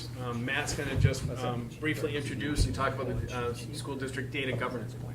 Sure, and I know we talked about it a little bit earlier, so I won't rehash too much. Obviously, this is now required by state law. This plan, we've seen the policy for the last couple of meetings. This plan is essentially our implementation of it. Typically, procedures like this are not school board approved, but in this case, the law requires approval. So we've gone through and tried to put together some procedures around how we handle data, how it's created, destroyed, and managed. And then hopefully the goal, as I said, is to build this as we go forward and get some practical experience, make sure, obviously, we've been managing data systems for a long time in schools, but having some better formal recognition. And then the much larger piece that goes forward really is the public awareness, so trying to put together these resources for parents about what systems we are using, that those privacy policies have been vetted, and then working as a statewide organization to create a standard data privacy agreement with as many of these vendors as possible, so that they will sign a contract with a single district, and then each other district who uses that product can sign on to that agreement and be assured that there's a standard data privacy agreement that's been worked out with a law firm with strong New Hampshire connections to make sure that this is all on the up and up. And are we required to post this document on the website as So, a matter of once the it's new approved, policy? it will go on, as well as the information for parents. Mm-hmm. So we put together some informational pages that have all those. Sort of summary type? Yes, Okay. so handbook obviously, stuff. Yeah, okay, so anything that gets moved to other places? Right, Or and implemented into other places? we don't expect too many parents to read 39 pages of. There will be some. Plans. There'll be some. Yeah, we Yes. can think of a few. Some that are very interested in it, which is good. I mean, Yes. It's a good thing, so. But certainly having a short summary that every parent can access would be Yeah, a good thing as yeah, well. So I think that's there's always questions on that kind of information these days. absolutely. That's great. Definitely, well, thank you, Matt, And again it for is an doing action that. item tonight. Yeah, right? you guys all set with that? Any other questions? Can I ask one? You're doing a great Have my job. answer. So, And, thank you. All right, Steve, so oh, yeah. let's, if we could roll into those discussions. Sure, items for board discussion. The first item is just opportunity to, if there was any public input on the public hearing, have a discussion. Everybody, do you have what you need? It is an action item tonight for the withdrawal from the maintenance trust. Everybody okay? Everybody all set?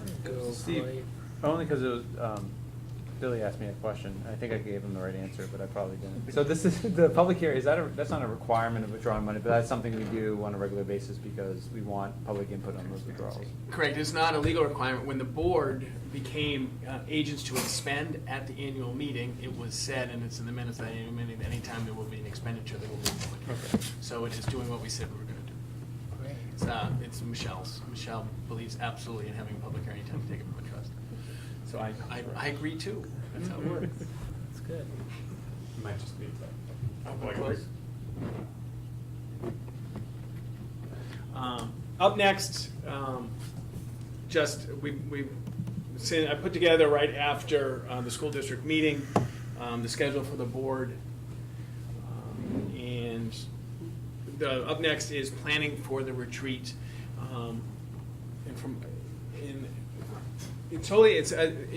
June, we've never done a retreat in June. Typically, the retreat has been in September, October, November, after the most leadership time that I have in the district is the first 6 weeks of the district.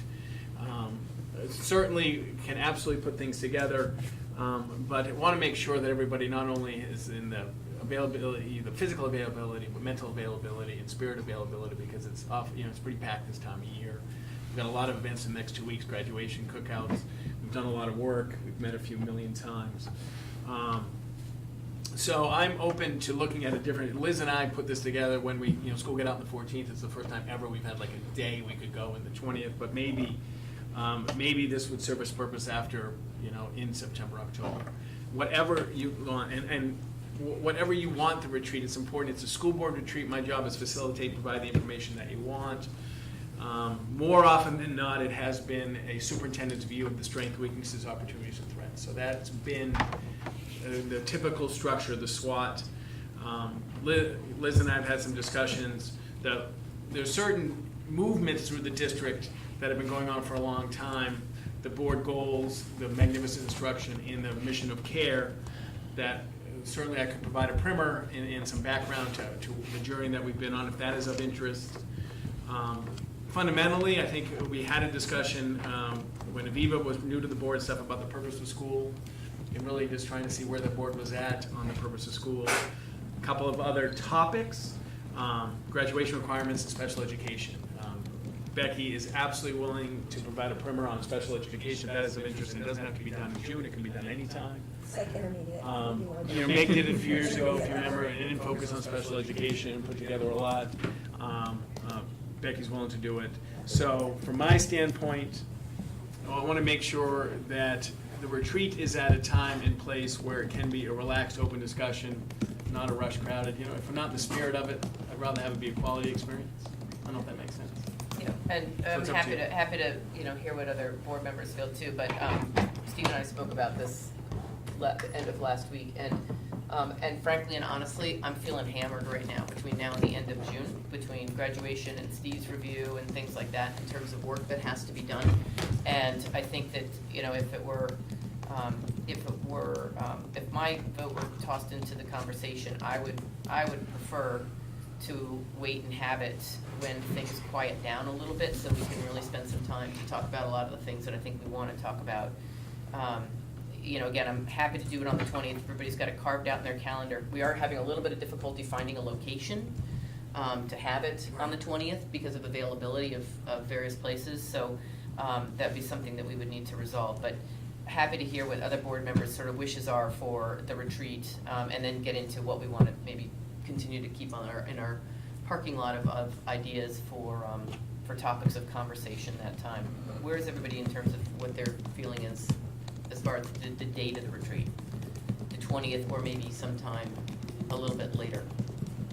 Fall, I think, is out. Steve and I talked about that with the budget, with the moving up of the budget calendar a little bit. We got to look at that to see what that. I haven't looked at that compared to where we are. Shouldn't be in the way. Okay, as Steve said, we've done it in the fall in the past. I had tossed out, what about doing it even in July or early August before things crank up again, when it's a little bit quieter, and maybe we can go somewhere where it's a little bit more relaxed to have it. But again, I'm open. So what are your guys' thoughts on it?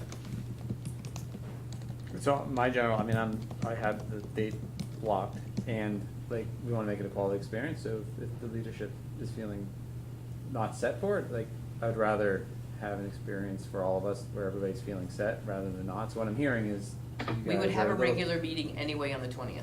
Oh, So, great. yes, so it would not Be be a lot that of you're off time- the be a hook for lot the of meeting. time together. It would be, It'd be right, a lot. we would have our regular meeting on the 20th, but it wouldn't be the Sure. retreat. We would actually be doing Steve's evaluation that night too. So there is business that we need to take care of between now and the end of June anyway, that we have to do before the end of the year, so. In the financial. And the financial. So there is significant. business that would need to be taken care of as well on the 20th. So, but Norm and Bill, what are your thoughts in terms of, I know you haven't participated in a retreat before, so you haven't had the opportunity. We didn't do one We didn't last do one year. last year, right. And that was one of the things, is we kept getting pushed against the wall with scheduling last year, so we ended up not having it happen. And I don't want that to happen either. I've liked them in the past. I think it's important for us to hear, Steve's side, and then also for him to hear each one of us talking about,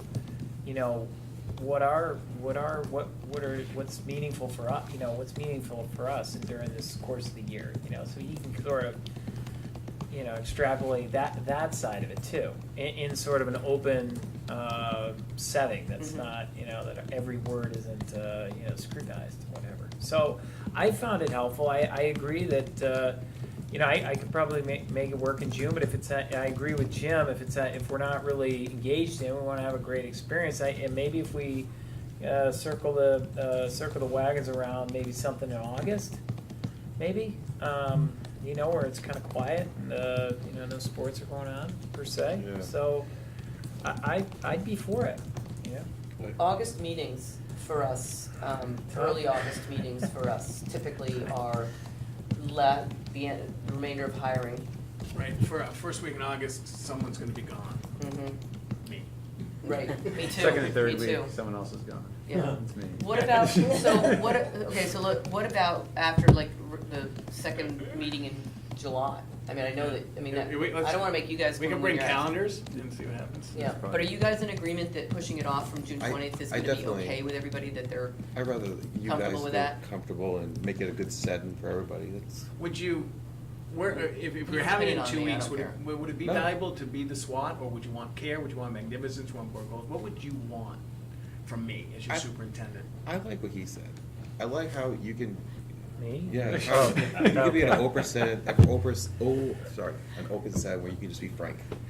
Tell us, you know, where, you know, you talk about in your report, what you're looking for from us, you know, in order to improve the district, or, you know, and we can give you our view or something like that. I've never been to one, so I don't know what happens. Well, I, Steve and I I do talked think a it's little bit about important it. for new members to sort of hear, it was always important for me to hear your, you know, what you're passionate about, you Yeah. know, because. well, so, here's my Good thought is, superintendent. Steve and I talked a little bit about it. You know, and again, I said, I think maybe I've just been around this for way too long. And Bill, you've been around, not as long, but. No. Is that I Way think too it'd be really important for Steve, for us to walk it back a little bit, to really learn and hear, especially, I mean, because Jim, you didn't get the, you know, the retreat experience last year, but Norman, and it's a good reminder for all of us, essentially what Steve's vision, philosophy, Yeah. and, you know, approach is to education, and how it really applies to us, to this district, really going through those tenets of care and the magnificent instruction. want? I think walking it back Happy to and do taking it. a look at that for part of that retreat is really important from a philosophical perspective. And I think then maybe segueing that into the strengths and weaknesses. Okay. Because you know that when you come out of that conversation, what you're looking for and where we are relative to those things, and where we need to have some maybe conversations about things that the board needs to think long and hard about, whether we're gonna be able to sort of fulfill that, you know, that vision, or what we'll need to fulfill that vision. And I think that's an important part of those conversations, because I think doing a list form of just strengths and weaknesses, but not having, well, why are those strengths and why are those weaknesses? Where are we coming from? What is Steve's vision for the district? It gives us a lot more complete a picture. And plus all the work that Steve's put in over the years on developing essentially his philosophy on education and the vision he set out 9 years ago when he started in the district, and where we are with that. And I think it's really important conversation, because a lot has evolved in that time in terms of the challenges that we have as a district, and a community, to deliver on some of that. So, I mean, that would be my input. And Does that then- work? Yeah, and then. Wait. You want, what's a time that works for us for this? I mean, I would vote like the second week of July. If people are here, if they've gone the week, Well, look at calendars. 4th of July time, it would be like the second week of July, try and find a location. Camp Methodius is out all summer, so that's not, we used to do them at Methodius, which Yes, is a we really great did. place. And I don't know if, we've talked about maybe taking it and having it in a location that's, convenient and sort of Yeah. relaxed type thing. Do you wanna We bring did it in calendars the, next remember meeting? we had it in the historical? You had it in the Antiquarian Society one time, Antiquarian. yep. Very Jim, I hear you have inexpensive, really nice actually. offices. I love Jim's office. Jim does. Do you have a- animals there? We have no animals. Oh. there. Bring a donkey, though, bring the I could bring donkey. dogs. We have dogs in the office from time to time. I assume it has to be somewhere publicly accessible, because it's still a public meeting. Correct. Yes, and So, we'll talk about the streaming / Yeah, no, type things. as long as if people wanted to show up, they could.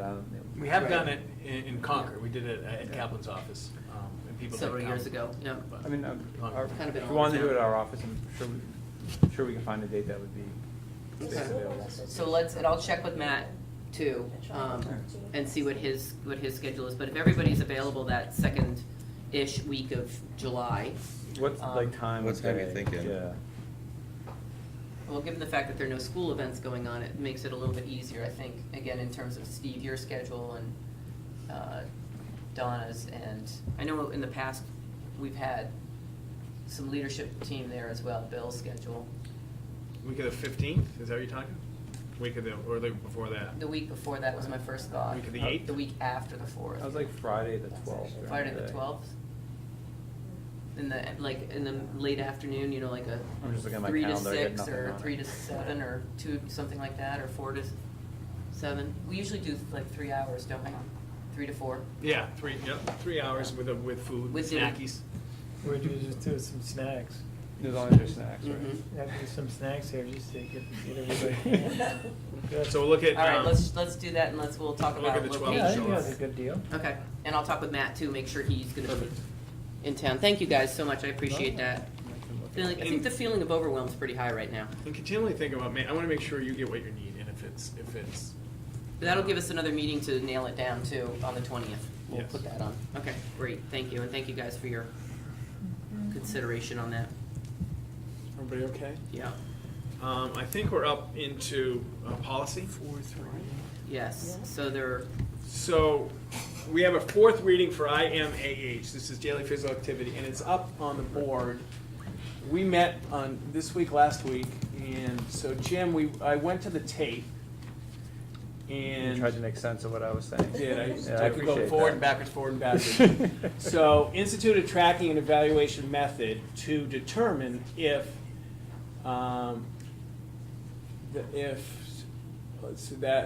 students are engaging in developing appropriate daily physical activity. Ensure is gone and all is gone. Or maybe the all was supposed to be in and that's gone. If all students are engaging. Yeah, I think all is in and that.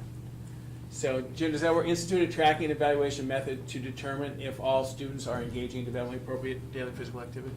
Yep. And I think if all's in or out, it's fine. Okay. So I think what you have here is good. I think it, All right, I think that's a funky word right there, yeah. but we'll get rid of that. okay. Now, Thank and you. then. Thank you, guys. I Thanks for bearing changed, with me. and just to make it clear, in a little bit more form, board recommends these, 1 through 9, and the board requires 1. So it was just format change. So the board requires the implementation of a sensory break at least once during each block of instructional time, 45 minutes longer. And that is a requirement. Anybody else? So that's, we've changed the gym language, and certainly, and this is what the policy subcommittee brings forward as an action item today. Thank you, guys, thank you for your Righty-o. work on that. Everybody okay? Yeah. So the 3rd reading, so DAF 1 through 5 are it's going to have a 4th reading. That's set. Because we decided last meeting that the 1 through 5 and the 6 through 10 and the intro will be adopted together. So this is one more shot of 1 through 5, not an action item. But EHAB is the data security policy that is now a 3rd reading. That is going to be an action item tonight. Everybody okay? Mm-hmm. Yes. 2nd reading. Now that's DAF 6 through 10. That will come next meeting. And then I did include in the work just an introduction to the DAF. So what's going to happen next meeting, the DAF will be on top. You'll have 1 through 5, 6 through 10, and that will be one set of policies, all regarding the administrative of federal grants, administrative funds. This will make us compliant with, if we do get audited by federal grant, this will meet that expectation. Everybody okay? Mm-hmm. Doing wait, are we sure? Yep, are we awake? Yep. Yeah, You sure? oh, yeah. Okay. Now, Thumbs up. last year, Jim, Dave, and I were on the policy committee. We did great things. And we set out to fill the gaps of any policy that we required by law that we didn't have. Remember the spreadsheet on that? Tonight completes, at least the board will have seen them all. So after we do IHAM and IHAM, which is opting out of health curriculum, that's the sex ed stuff, and we do earning of credit, we will have, and these are adopted, we will have every policy required by law. So the next 2 stages of work is the leadership team has started looking at all the legislation changes of 18. So we're a little behind, but that'll be a summer project. Then Dave Luno, now Rep. Dave Luno, is working on changing a lot more, Ed, so we'll have to catch up with 19 legislation. And then Matt, Norm, and I are going to have a discussion at the next meeting about sunset, because that was our goal too, and give them some examples of some policies that we would sunset and bring that, but that'll be a more robust discussion. So IHAM is a very important policy. It is about that parents and 18-year-old youngsters or kids can opt out of content that they don't believe is appropriate for school, okay? And the form has been developed. It's not in the packet. If you want to see it, I can bring it next time. And the policy has been developed. And it's a little bit different than School Boards Association, not much. School Boards Association didn't delineate between an 18-year-old and the parents, and that was in the law, so we had to delineate. This is a policy that we reviewed today as a leadership team. We're hiring a new health teacher. We want to make sure that she understands. So, but before you teach a unit of this, you have to inform parents 2 weeks earlier. Parents have an opportunity, and I like this as not necessarily opt out, but if my children are having this, I want to talk with them about it at home. I want to support the school. They see we're coming home and this is what we learned today about sex. I want to have that discussion, or about birth control. I want to have that discussion. But it is required that we inform parents 2 weeks before. And then parents have the opportunity, or 18-year-old kids can come in and say, I want to opt out. And then there's a regulation about, do they get an alternative assignment, or do they just opt out, and that's all within the policy. So this would cover all students in the district, including students at Maple Street, Correct. 4th and 5th grades, where there's education that takes place. Yes. Just as a side note, when we were living in Texas, one of the things I did was work with their, at the time, the nurses were the ones.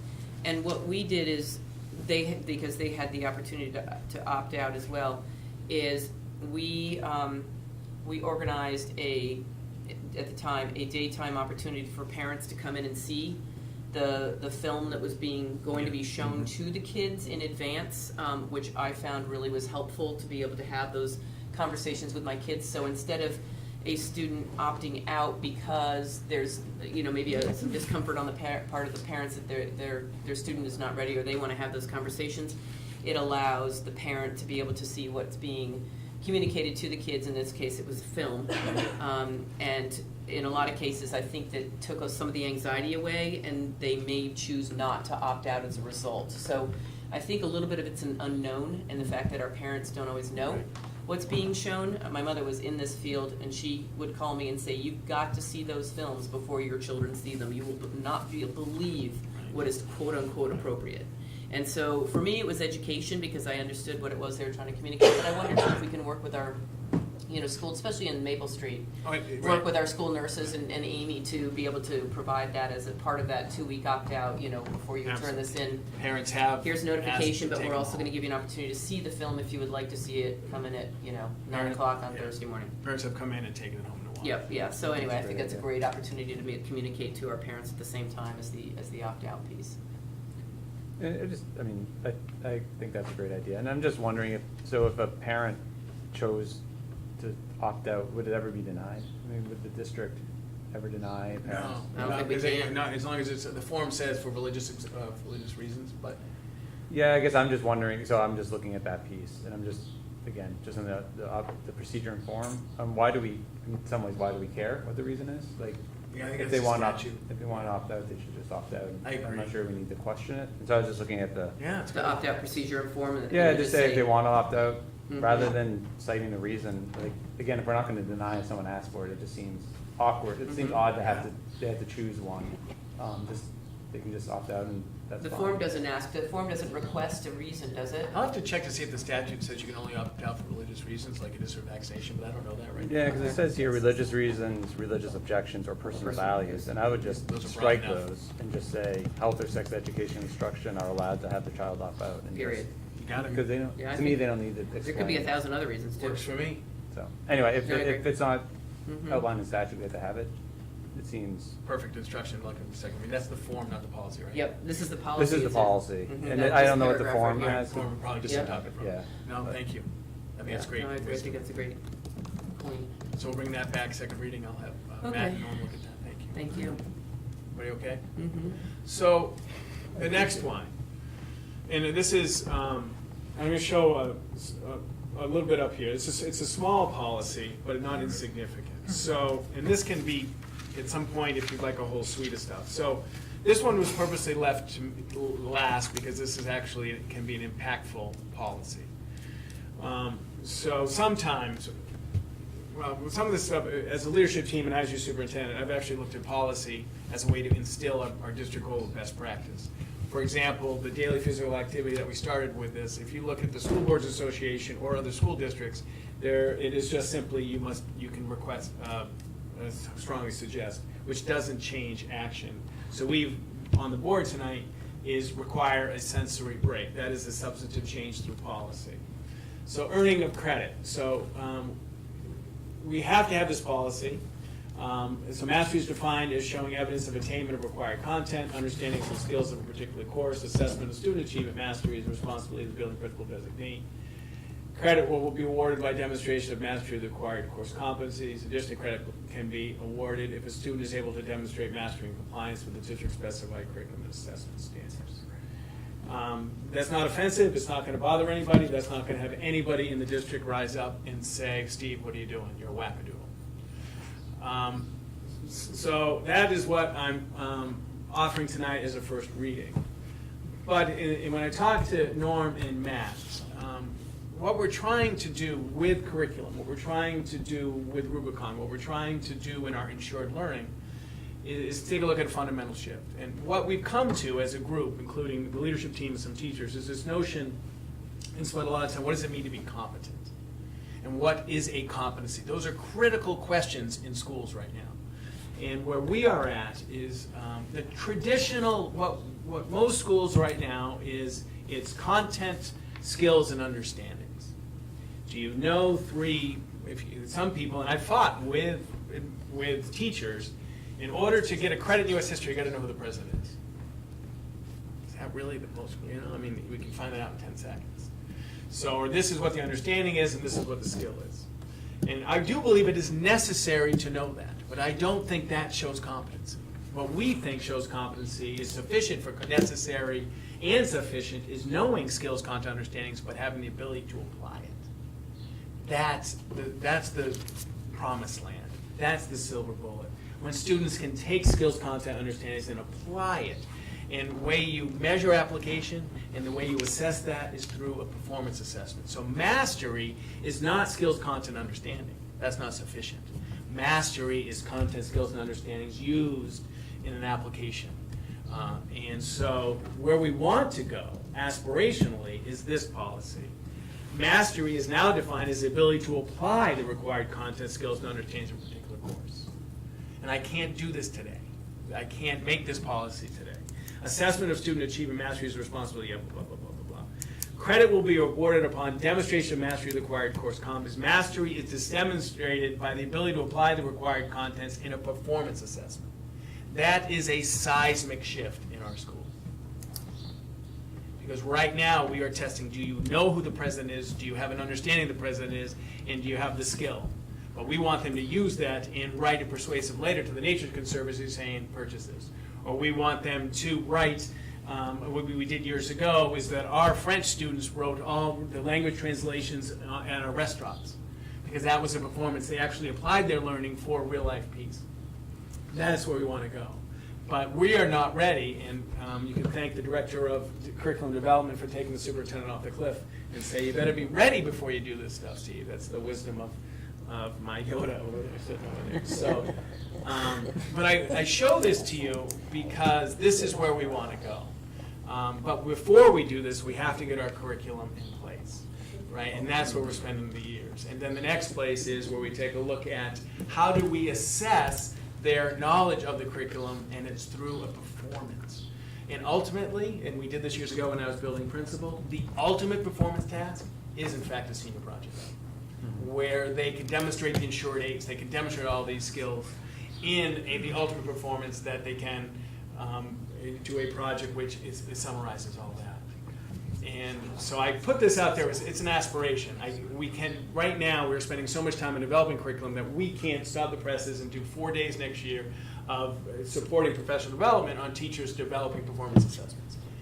Unless you four incredibly incredibly knowledgeable and passionate people said, Steve, we want this to happen next year, so we're going to give you $100,000 so you can hire a curriculum and instruction and assessment person who will lead this. In 2 years, we will have this happen.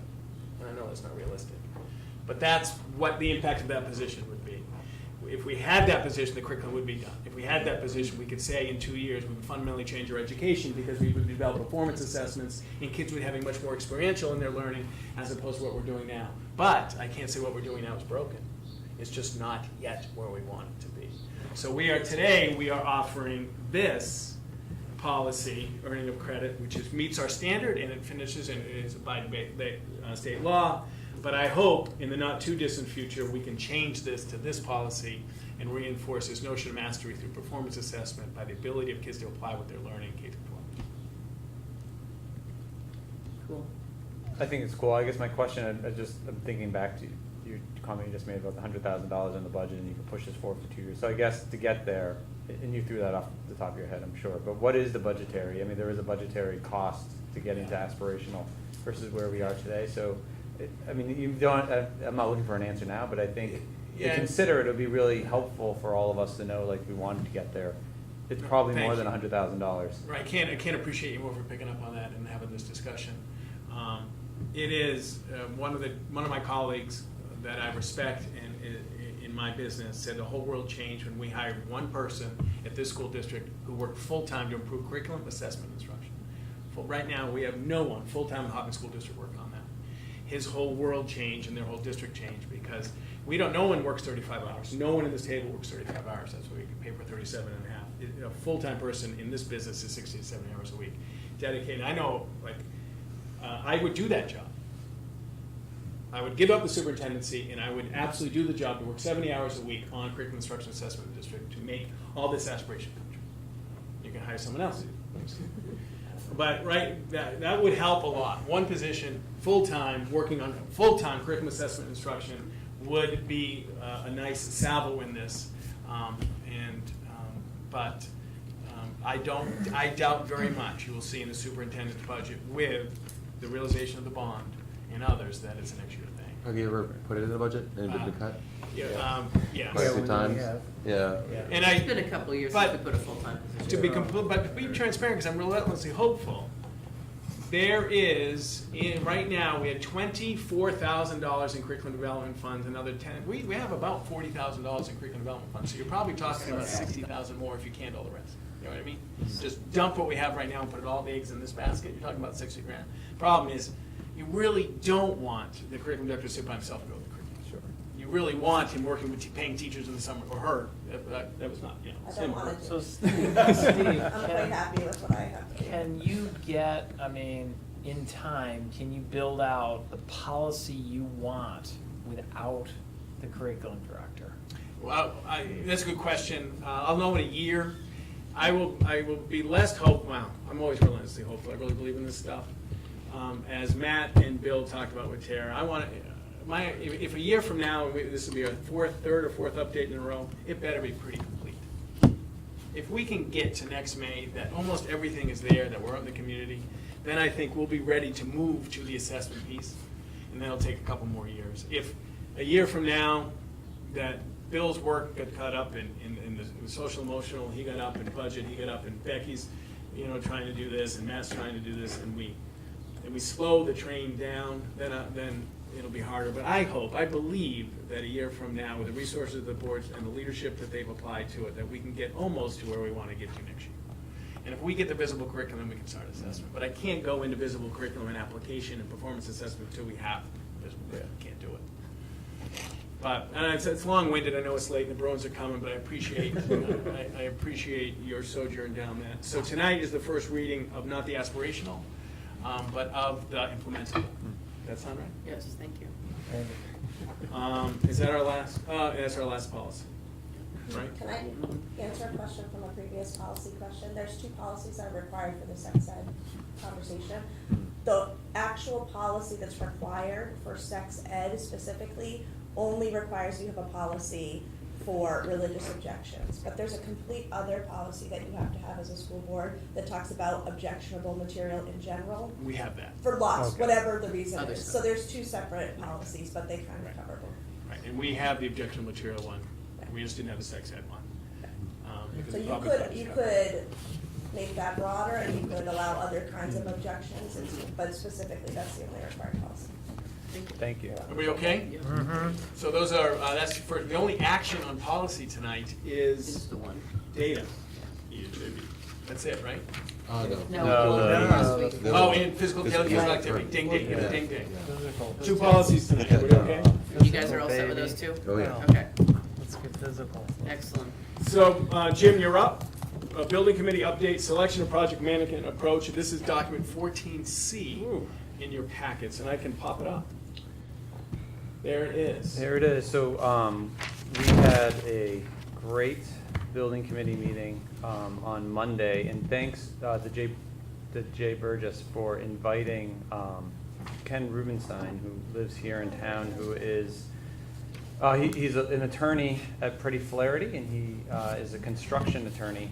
That's probably not what he's called, but that's what I'm going to call him for today. Works for today. So he works with a lot of clients, both on advice and litigation and other ways to see through sort of large construction projects. So he's developed for people just like us this handy chart about what are some the common project delivery methods that we could use for a school building project or any project. And so he walked us through these three, answered a lot of questions, was very generous with his time and expertise to sort of guide us. And I'll just walk through these quickly. This isn't a decision making tonight. This is really some information. The building committee is going to meet on I think it's the 17th when we meet again. Which when we're going to we didn't really dissect this. We sort of absorbed, listened.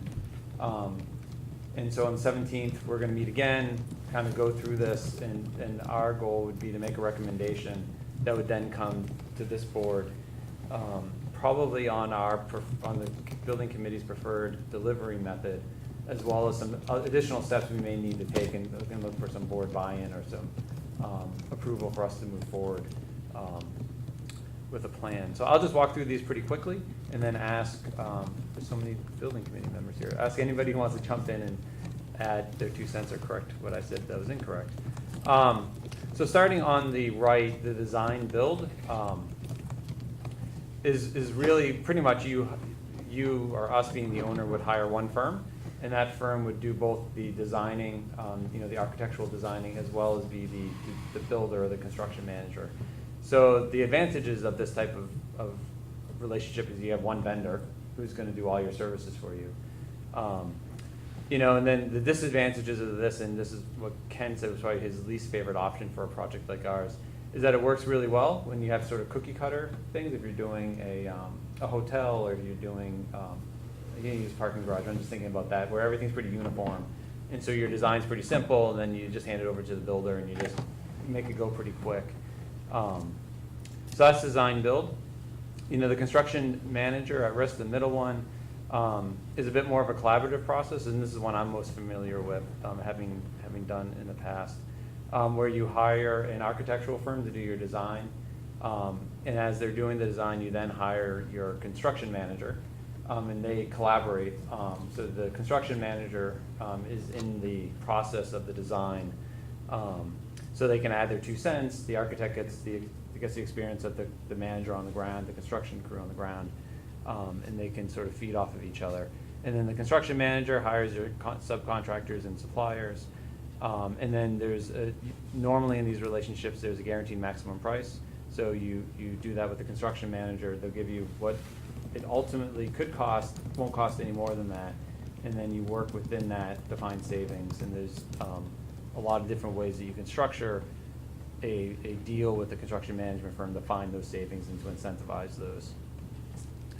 And then the one way on the left, the design bid build is probably, 10 years ago is probably is what most projects went through, where you hire your designer, they do the architectural drawings, and then they hand those over to your contractor that you hire, and then they go out and they find the subs at the lowest cost, the lowest price, and you move forward with those subs. Not a lot of collaboration or dialogue between your designer and your contractor, sort of a separate process.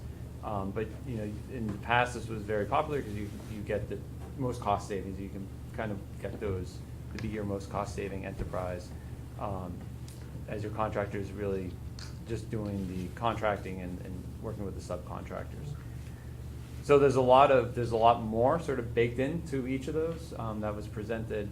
I don't need to be long-winded about it. So we're going to take that back. I think Ken had also brought up, how we might want to think about engaging a construction attorney early on in the process as we're thinking about contracting, and how we want to set this up. And so I think there's a lot more to it that we'll be dissecting in a couple weeks. Would we hire a contract lawyer first, then decide the delivery method?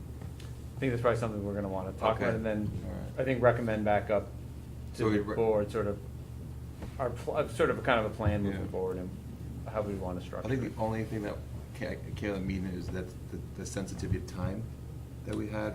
So, and Liz made a good point that we're gonna make the recommendation to the board on the delivery method. And I just don't know what came first, a lawyer or then decide, you know what I'm saying? That's kind of what I was thinking.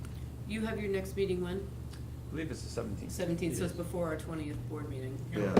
So So maybe by the 20th, we will have a recommendation possibly? Yeah. That would be the hope, is that we have Yeah. a recommendation. What I'd love to see is us have a recommendation on delivery, a preferred delivery method, Mhm. and a bit of a timeline, and that could include hiring, like Yeah. how we want to move forward Yeah, with that the sounds attorney, great. when you want to do it.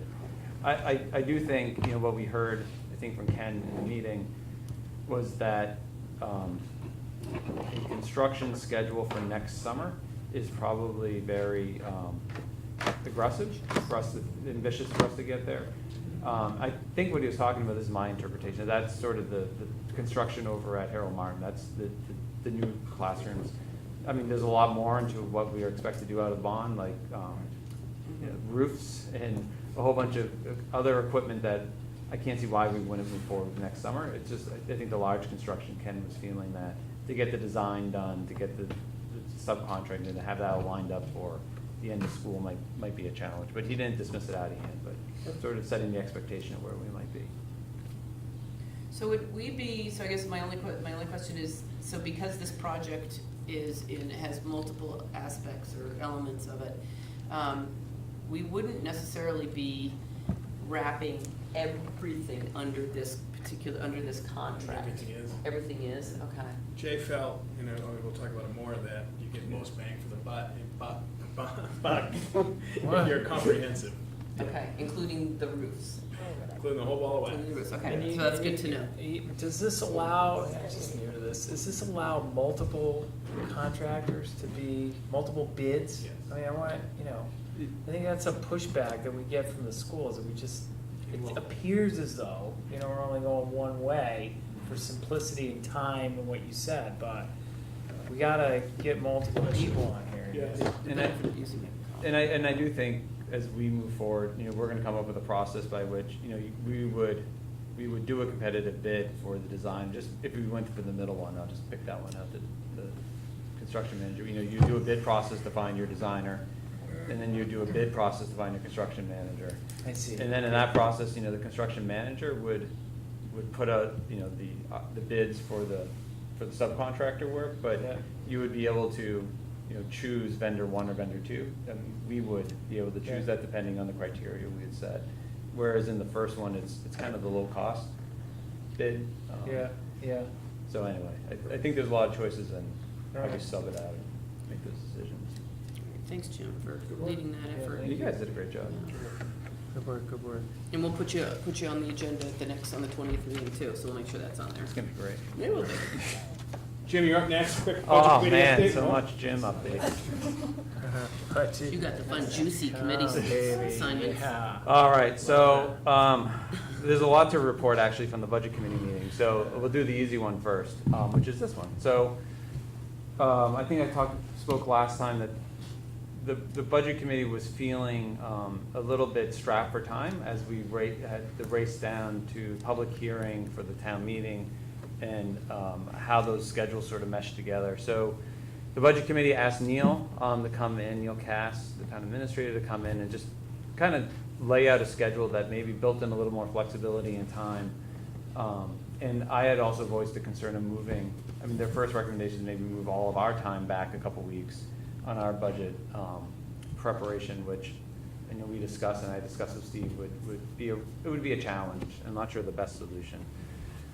So so this is a schedule with a lot of dates, and I think the real important date is at the end, where I think the recommendation is to pretty much move the school board and the town meeting later, By a week. which then frees up, I think, the time that the budget committee is looking for, and then it doesn't require us to go onto a different schedule in preparing our budget. Pretty much keeps us the same, but it moves back, I think, the decision making. So it would make our district meeting a week later than we've normally had it, but all things being equal, I think that, I talked to Steve, I Yeah, think it's that gonna works take- for us. Still allows that cushion. That's about Thank as you, late Jim, as for we want to doing go that. because we have to do contracts after the meeting, Mhm. but that's doable. Thank you. You're welcome. Yeah, thank you for, So the budget committee voted to recommend this, and they were just looking for us and the select board to also do that. If we're in agreement, is just to maybe, it doesn't have to be tonight, but at some point Sure. do an action item that we that we are supposed That to we- approve this, and Okay. so they can move forward. All right, other things, unless there's any other questions on this? no, thank you though for working through that with them. So other things the budget committee talked about. So Don Houston, a member of the budget committee, has created a spreadsheet. Call it. It's they've been talking for years about a multi-year planning tool, not something that's set in stone, but something where the budget committee could look at the town, the district, and then the two village budgets. Billy's laughing, he's probably heard this before. In order to just look at, where the tax rate's gonna be in each of them, and if you put, certain assumptions baked into them, then you could just, as a planning tool, sort of see where things lay. So he has created that spreadsheet. He built it based upon assumptions of a 4% tax rate impact per year. So as he built it out, it wasn't based upon budget amount, it was based upon tax rate impact. And so they had pretty much just asked for our feedback on that. So what I was going to do, if it's okay, is to send that spreadsheet to Michelle, because mostly my concern is just to make sure that the what Don has plugged in for budget line items were accurate, and that he wasn't misrepresenting something in the budget, and that the information he's starting with is right. I think that it's a budget committee document, so I'm not sure that we need to take a position or recommend that the 4% is too high, too low, should be somewhere else. It's not our planning tool, it's really a budget committee planning tool. So I think it's reasonable for us to make sure their information is correct, and just be knowledgeable that they are plugging in their 4% tax impact per year as a basis. So if that's okay with everybody, I'll do that, send it to Michelle. And connected to that, they got into a conversation about the upcoming teachers' contract negotiation. I think I talked about the last meeting. They were interested in potentially providing some feedback to the school board as we begin to negotiate the contract, things that they would be looking for. And so they voted on a motion that I'm just going to read, and then I'll send it. I can just send it around to everybody. Of course, now I have to find it. Here it is. So the budget committee voted on the following motion, and we can take it under advisement. So the motion was, as part of carrying out its responsibility of promoting a responsible and acceptable tax burden, the Hopkinton Budget Committee would like to offer initial guidance to the Select Board and School District in anticipation of 2020-2021 budgeting and associated contract negotiations. Looking forward 3 years, the Budget Committee currently recommends adherence to a maximum 4% per year net tax rate increase, period. What was so that was an approved motion there? Yep, so that motion was voted on. Is that going to govern, so that means, does that mean any any value on a warrant, we should make sure it doesn't exceed 4% a year? So, I mean, my read into it, and I think it kind of goes back to the spreadsheet conversation, so I started with that. I think they are making a recommendation to us and to the school, and to the select board, that we should think about all of our expenses, all of our budget items, it doesn't mean not to exceed, but they would recommend to us to look at no more than a 4% tax rate impact each year over the next 3 years, right? All in. But, So- all articles. Tax rate impact, overall tax Gotcha. rate impact. That Overall, would so what include- happens if we have 2 contracts in 1 year? It's just gonna fall below the 4% total. Yeah, and what they're not So saying is that each they're or going to, total? they're not saying they're going to deny, right? That this isn't a preliminary strike, that's not the right term. Yeah, no. But they're just, for I our just wanna make planning sure I purposes. understand what they're suggesting. So is it 4% per item, like for one contract and 4% for another contract plus 4% for the operating budget, or is it 4% for everything? They're saying total 4% tax rate impact per year. So if we have a So if we have no contract, contracts, we could have an operating budget increase by 4%. well, it's not an operating budget increase, it's the tax rate impact. Well, tax rate impact, So, right. health But how insurance is this goes up tied $1 into million. negotiating? So how I think it came into negotiating is if we know that next year, again, just making an assumption, next year we have a $800,000 bond payment that's gonna be coming due. Or maybe we see the bond payment in 2022. As we're planning ahead is again to try to manage a budget within that tax rate impact. So as you think about contracts, you think about other types of expenditures where capital improvement plan may be, to keep sort of the underlying tax rate impact in mind as we're making those longer term planning decisions. Contracts being 3-year expenditures, bonds being farther out, so to try to start mapping those out. Was there any discussion of anyone against this in the budget committee? It was a unanimous vote in favor, except for I abstained and Ken Traum abstained from the select board because we'd have to be implementing this, but everybody else voted for it. Back in the envelope, tax rate hops $25 per 1,000. The facility project is $1. That's 4%. That means 0 increase, contract, 0 increase on the budget. If health insurance goes up, you are now cutting program to get to the bond. What that's doing is it's capping it's basically a advice tax rate cap at 4%. Everything else got to come under.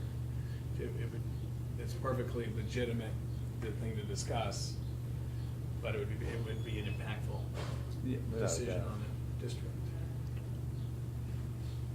So anyway, I'll circulate that so everybody sees it. And again, it wasn't they were clear. It's not, they're not saying in 2 years we're gonna vote against the budget because of X.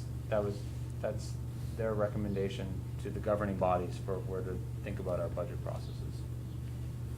Thank you, appreciate that. Okay, thanks. I think that's probably, there's other things discussed. So they're not, the budget committee is not meeting again until September, so. Hey. I know, Summer off. good things come in small packages. Summer off. Well, thank you. Let me keep rocking. Thanks, yes, please. You're all set, Jim? I couldn't, Okay. yes. Up next, just some personnel stuff. Tonight, as our schedule, the ESY, because it includes personnel issue, and it is in non-public, it's in the non-public folder. It includes the costs. It's not complete yet. We do an academy for competency remediation each year, and we're trying to get a name for that. And we do some Title I stuff. But as far as ESY goes, it is under budget by around $1,000. So that is an action item tonight. So Becky and her staff and Michelle can issue contracts. We do contract with employees for the extended school year program. The I extended would school. say it's a robust program compared to other districts' summer ESY programs. Ours is far exceeds what most districts provide, I would say, in general. And we get good, and commensurate with that is we get a higher participation, and the participation has grown. We think that's a good thing. One of the things that Becky leads on is transition. We do a lot of summer transition programs. Students are participating as they transition to a different school. So it's a good thing. Questions about that is an action item tonight. Everyone else set? So the next one we've talked about for the last couple of meetings. It is the second grade position. So, and just to tell you a little bit about where we are at second grade, the numbers are the same. Right now it would be 22, 22, 23. I talked to Christine today. 22, 22, 23, the students would go from a 4 to a 3 classroom. It would be one of the highest second grade sections we've had probably in Bill's tenure. So what's best for kids is to add the 4th section as we continue, and we expect to grow over the summer. So what does this do? So there's 2 global global components of this that are impact. One is the $250,000 cut in school district meeting. So how have we handled that so far? So what we've done for the 250, 101,000 was health insurance, right? So now we're down to 150. We took $61,000 of that is out of the contingency fund for kindergarten. So that's now 160. That's how we've got 160 out of the budget that is going to deal with the 250 cut. We have 90,000 left. We did $16,000 in maintenance. So now we have $74,000 left. So the $74,000 right now is earmarked on 2 areas. One is varsity assistance. We have not contracted with varsity assistance. That's $21,000. The other is central office support. It was projected as 48. We've contracted for less than, we haven't recouped all that savings. Right now we're about 40, but that's in flux. So we may go longer or shorter. That number may rotate, go down to as little as 30. So we may, if you want varsity assistance, there's still $40,000 we probably have to recover somewhere else in the budget to cover for the 250. Everybody with me? Yeah. So that's 40. The other document is where we are in contingency, right? The contingency, because if we didn't have to pull the trigger on the second grade, that 40,000 comes out of contingency. We're all happy people, because there would be more than enough in contingency to cover that 40,000. Everybody with me? So where are we in contingency? We took about $19,000 for a science section. We haven't awarded it yet, but we've given Chris and Rebecca Gagnon, right, the author, to create a master schedule. We also, right now, we're taking the $20,000 out of the contingency for varsity assistance. We haven't awarded it yet, but that's what we've earmarked, okay? So we can still do that. We took the kindergarten. So we have $80,000 in contingency left. But we have 40 we haven't paid for really yet in the cut from the floor.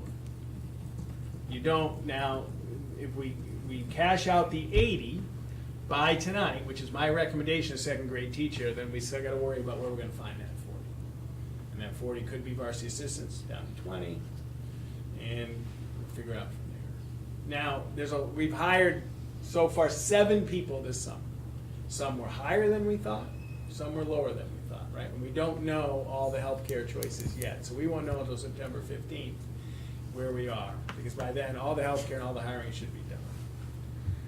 So Jim asked last meeting is where are you, what would you, right, if we run out of contingency, we still got to cover the 250.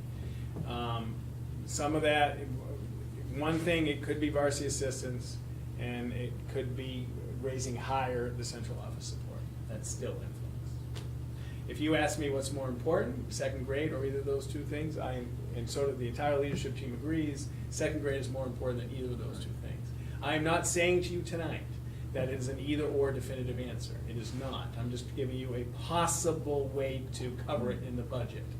We won't nominate for varsity assistance. We do it by season. So we could, it's like $6,000 in August, pretty light, and then we get to, you know what I mean? So we can I guess Jim made a point a while ago about when we can give, it's a really tough call, but give them an opportunity to seek employment. You know, you mentioned that, you know, if we decide to go down that path of cutting that specific, we wouldn't do it till the season comes up. If we decided to cut varsity assistants, so they had an opportunity to look somewhere else, you know what I'm saying? So, right, but we don't even know who the varsity assistants are right now. They're on So, Schedule B. they haven't been, it's not like they've given it to me and I said, we don't know yet. We have not had the nominations. Typically, we don't, like Patty Conley left, we don't know, you know what I mean? And we're I just hiring- didn't want them to have a time to look if Yeah. that's the case. I just want to give them the availability. Yeah. And I would say if, you know, the nomination came and we didn't know, that'd be one thing, but I haven't had the nomination. Okay. A lot of the varsity assistants are community members. Correct. So they're not people that are, they're not teachers that are within, they're And- not losing sections, it's a whole separate And if stipend. you want- It's not part of their contract. And Correct. honestly, Yes, so it's not nominating the fall ones would be very little risk, you know, it's not that much money. We're gonna know by September 15th where we are. So, you know, this is a huge moving target. Michelle sent me an email that you'll hear next week. Pellets came under, we saved $6,000. Oil came under, we saved 14. I'm making this stuff up. I mean, We there's saved a sa- bunch of money, yeah. There's savings Saved there, some I don't money. have off the top of my head what it is. 10. Propane, it was a half a cent per third decimal. Matt's my decimal guy. Up, we lost a half a point there. You know, so there's a lot of moving targets.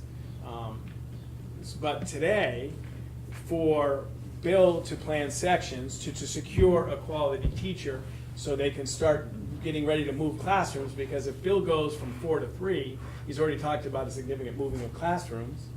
So I think we act upon it now. Because of the health insurance and because we've covered a lot of the 250.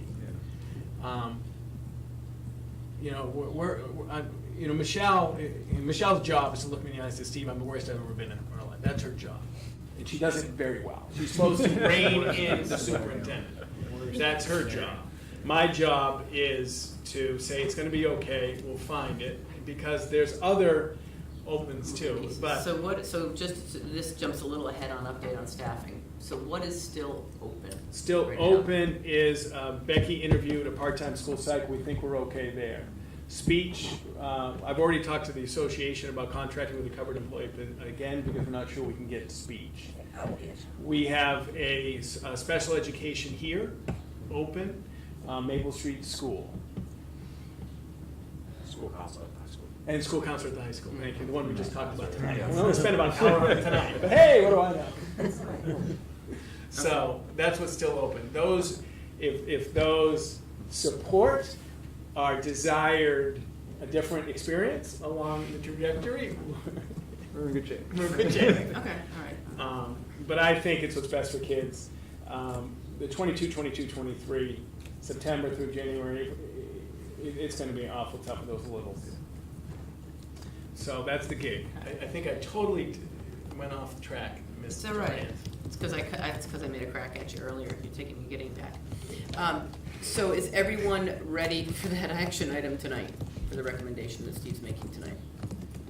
Yeah. Yeah, I mean, All right, you've basically heard his rationale we talked about the rationale at the last meeting. You've heard, you know, where we are right now. I think it's really very much about being eyes wide open and transparent, and everybody on the same page that we know if I where could we are. just say one thing real quick, I know the puck's gonna drop, you know, as a parent and not as a school board, I'm not gonna go up there and say it, but I wanna say thank you. You know, my daughter's going to 2nd grade next year, and I do understand the ramifications of this. And as a school board member, I know that we gotta watch moving forward with the budget, so, thank you. Thank You you. bet. No, thank you. It's good stuff. Super Val, is that where we're at?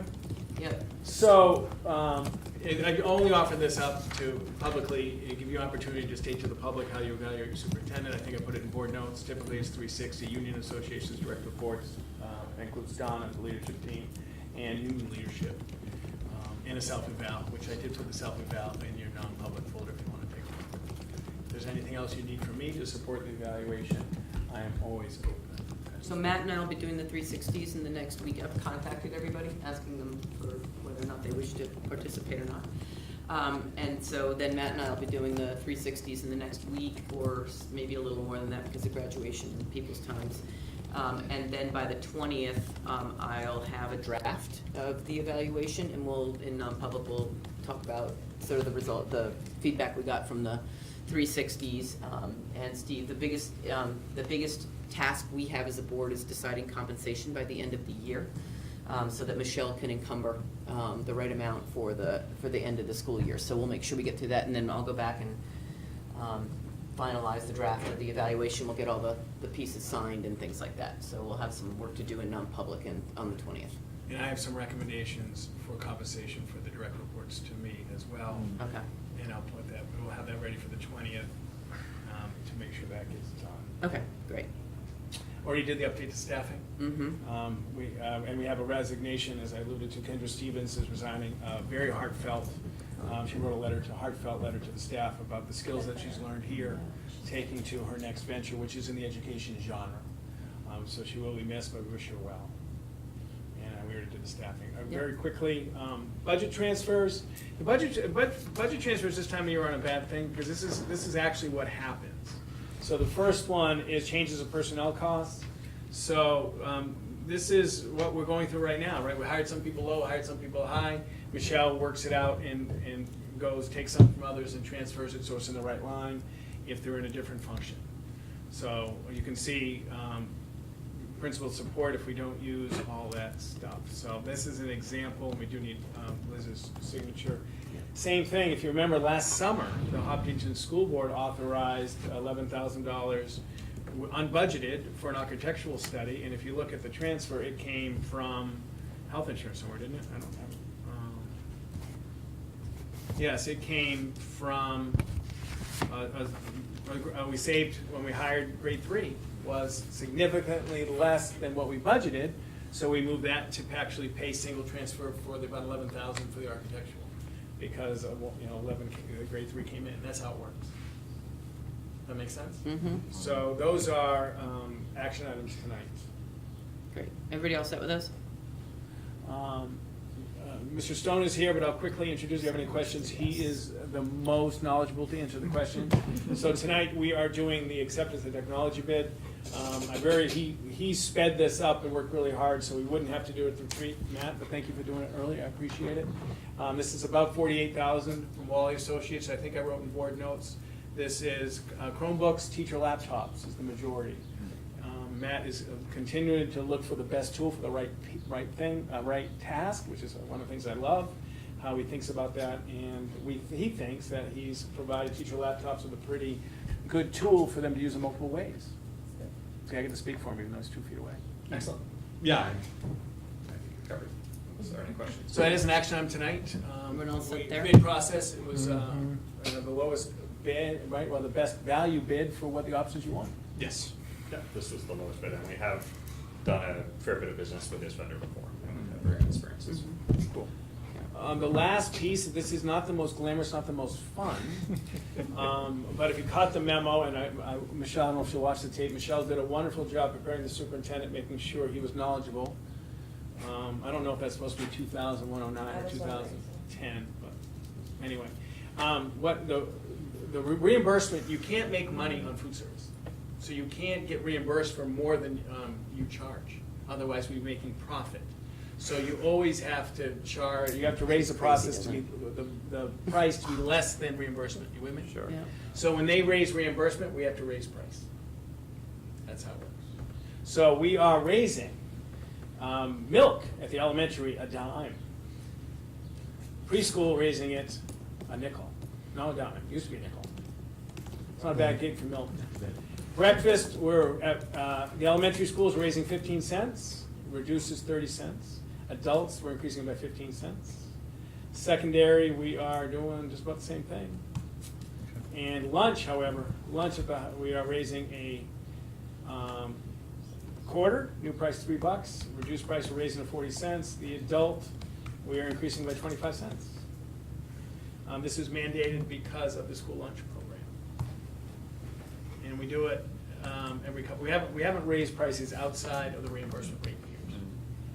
We tried it a long time ago, and our revenue went way down. Way down. So we don't do That it was the much one for that. anymore. It's a good deal for an adult lunch. It's not bad. We should all come over for lunch more often. They like you.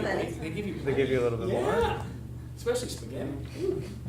Wheat It's spaghetti. getting expensive on Main Sal's Street in pizza. Concord. It is, it's it's worth the gas amount. No, it's fun. Wednesday It's is spaghetti day if you'd like to swing by. Wednesdays? Yes. Good to know. And you catch it at the right time, you just. So that is I hope that's an action item. I'll put that as an action item. Okay, yeah, everyone's all set with that? Thank you. Okay. Thank you. That's all we got. Supposed to be more hungry. I got my half back. It's all set there, I saw those, I'm like, I'm all set with those. Yes, lunch prices as presented. Matt, you double checked my Whaley number. Are you happy with the Whaley number? I'm very happy. And I think somebody checked my maintenance number. Everybody okay? 21603. Yeah. We're all set. Perfect, I'm gonna open it up for one last chance for public comment. You get the prize for sticking around. Woo! Woo, thank you. I do have a question. Do you need my name? Please. Okay, I'm Andrea Folsom, for those of you who don't know me. I have just two quick questions. They're going to be aimed at Bill in regards to the curriculum. The first question was, and you might not know an exact date for this, for when parents, I love, by the way, the curriculum, everything that was presented. It was very exciting. For the parents, though, do you have a guesstimate as far as when parents would be able to start seeing some of that work? I'd like to think sometime next year. I could say Okay. that much, maybe And in that would be spring. K through 12, Yeah, we had talked Yeah. January. January-ish? Okay. At least for teachers to be done. Yeah. I think we're talking January. Okay. Superintendent's gonna push me on Yeah, that. just Great. volunteer.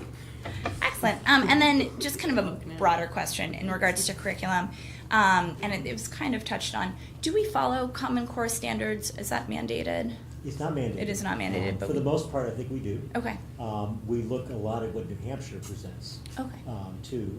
Just to give an example, we have difficulty with social studies right now because the state is developing a new social studies framework, but it seems to be slow. Okay. And so we wanted, this summer, we want to put some money toward doing that. Now, that's not Common Core anyway. And Common Core really only covers language arts and math. Sure. For instance, the next gen standards for science. Mhm. I mean, that's like the Common Core for science, but it's not Common Core at all. Right. But that's generally accepted by the state as the framework that we should be looking at. Okay. So we use, what we've done 2-3 years ago is really push standards. And whether it's, as Bill just alluded to, 3Cs in social studies or next gen science or Common Core for math. And we believe national standards are something we start with. Okay. But then we make them our own by pacing in order and priority. Okay. So our math department is not lockstep, our elementary math program, Math and Focus, is not lockstep with Common Core, but it is based on Common Core. So Sure. we follow standards, but we make them our own through the competency development process in the ICANN statement. But we want to use as a basis national standards, and then we make them our own. Oh, great. Those are my questions. Thank you so much for coming Thanks. and hanging with us tonight. Yeah. Appreciate it. All right, we got a number of action items to run through here, gang. I'll take a motion for the Hopkinton School Board to accept the superintendent's recommendation to withdraw up to $21,603.09 to fund the projects as presented from the repair, and I think I should put that in there, repair and maintenance. I didn't even say it. New name, Trust. everybody. First time, new name. Repair. School district building. School district repair and building, maintenance. repair and maintenance trust fund. So change the name of the meeting. A second. All in favor? Aye. Any opposed? Motion carries. Take a motion for the Hopkinton School Board to approve the motion. Let me try that again. Take a motion for the Hopkinton School Board to approve the superintendent's recommendation to adopt the HSD Data Governance Manual. So moved. Second? Can we just update that to say for 2019-20, since we have to do it annually? Would that be wise to do? Sure, you can, whatever you'd like. Or not matter? Is that locking in? Maybe for this year, I mean, you'll have to Okay. approve it again. Leave it where it is then. But probably if we're going to do it on an annual basis, it's to note the time frame that's being approved. All in favor? Aye. Aye. Any opposed? Motion carries. Take a motion for the Hopkinton School Board to accept the superintendent's recommendation to adopt policy IMA, daily physical activity, effective August 26, 2019. So moved. Seconded. All in favor? Aye. Any opposed? Motion, unless you want discussion? Good? Okay. All in favor? Aye. Aye. Any opposed? Motion carries. Take a motion. Do we have an opposed? Did you have an opposer? I don't need this. I've already spoken to it so many times. Okay. It's fine. So we have, so it's 3-1? Yeah. Okay. Take a motion for the Hopkinton School Board to, sorry, I didn't mean to over. No, it's fine. It's like spilling out of my mouth at this point. Take a motion for the Hopkinton School Board to accept the superintendent's recommendation to adopt policy EHAB, data security. So moved. Seconded. Any further discussion? All in favor? Aye. Any opposed? Motion carries. I'll take a motion for the Hopkinton School Board to accept the superintendent's recommendation to approve the extended school year, summer 2019 nomination slate as presented. So moved. I'll second. Any further discussion? All in favor? Aye. Any opposed? Motion carries. Take a motion for the Hopkinton School Board to approve the superintendent's nomination of Elizabeth Chapin, second grade teacher, Harold Martin School for the 2019-20 school year. So moved. I'll second. Any Abstain, further? abstain. You will. Any further discussion? All in favor? Aye. Any opposed? And one abstention. Take a motion for the Hopkinton School Board to approve the superintendent's recommendation to accept Harold Martin School instructional assistant Kendra Stevens' notice of non-return. So moved. I'll second. With regret. With regret. Yes, thank you. Any further discussion? All in favor? Aye. Any opposed? Motion carries. Take a motion for the Hopkinton School Board to accept the superintendent's recommendation to approve budget transfer 2019-05, changes to personnel costs. So moved. I'll second. Any further discussion? I'm just, Do you have a question?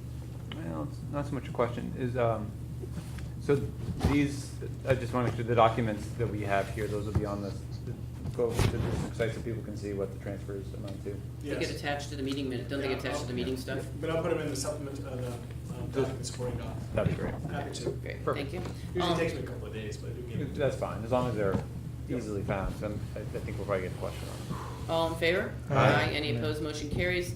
Take a motion for the Hopkinton School Board to accept the superintendent's recommendation to approve budget transfer 2019-06 architectural costs. So moved. I'll second. Any further discussion? All in favor? Aye. Any opposed? Motion carries. Take a motion for the Hopkinton School Board to accept the superintendent's recommendation to award the technology equipment bid to Wally Computer Associates in the amount of $48,199.10. So moved. I'll second. Any further discussion? All in favor? Aye. Any opposed? Motion carries. Take a motion for the Hopkinton School Board to accept the superintendent's recommendation to adopt the HSD lunch prices as presented. So moved. I'll second the 10 cents increase. Any further discussion? All in favor? Aye. Any opposed? Motion carries. Do we have a need for a non-public? I don't unless you do. Any of you have a motion for non-public? I mean, a need for non-public? Then No we will way. adjourn the meeting at 8:13. Thank you guys for staying so late. Good job getting all Appreciate those it. Promise the 20th meeting will be much shorter. No worries, I man. wouldn't That was a promise good that. meeting. That was a good meeting.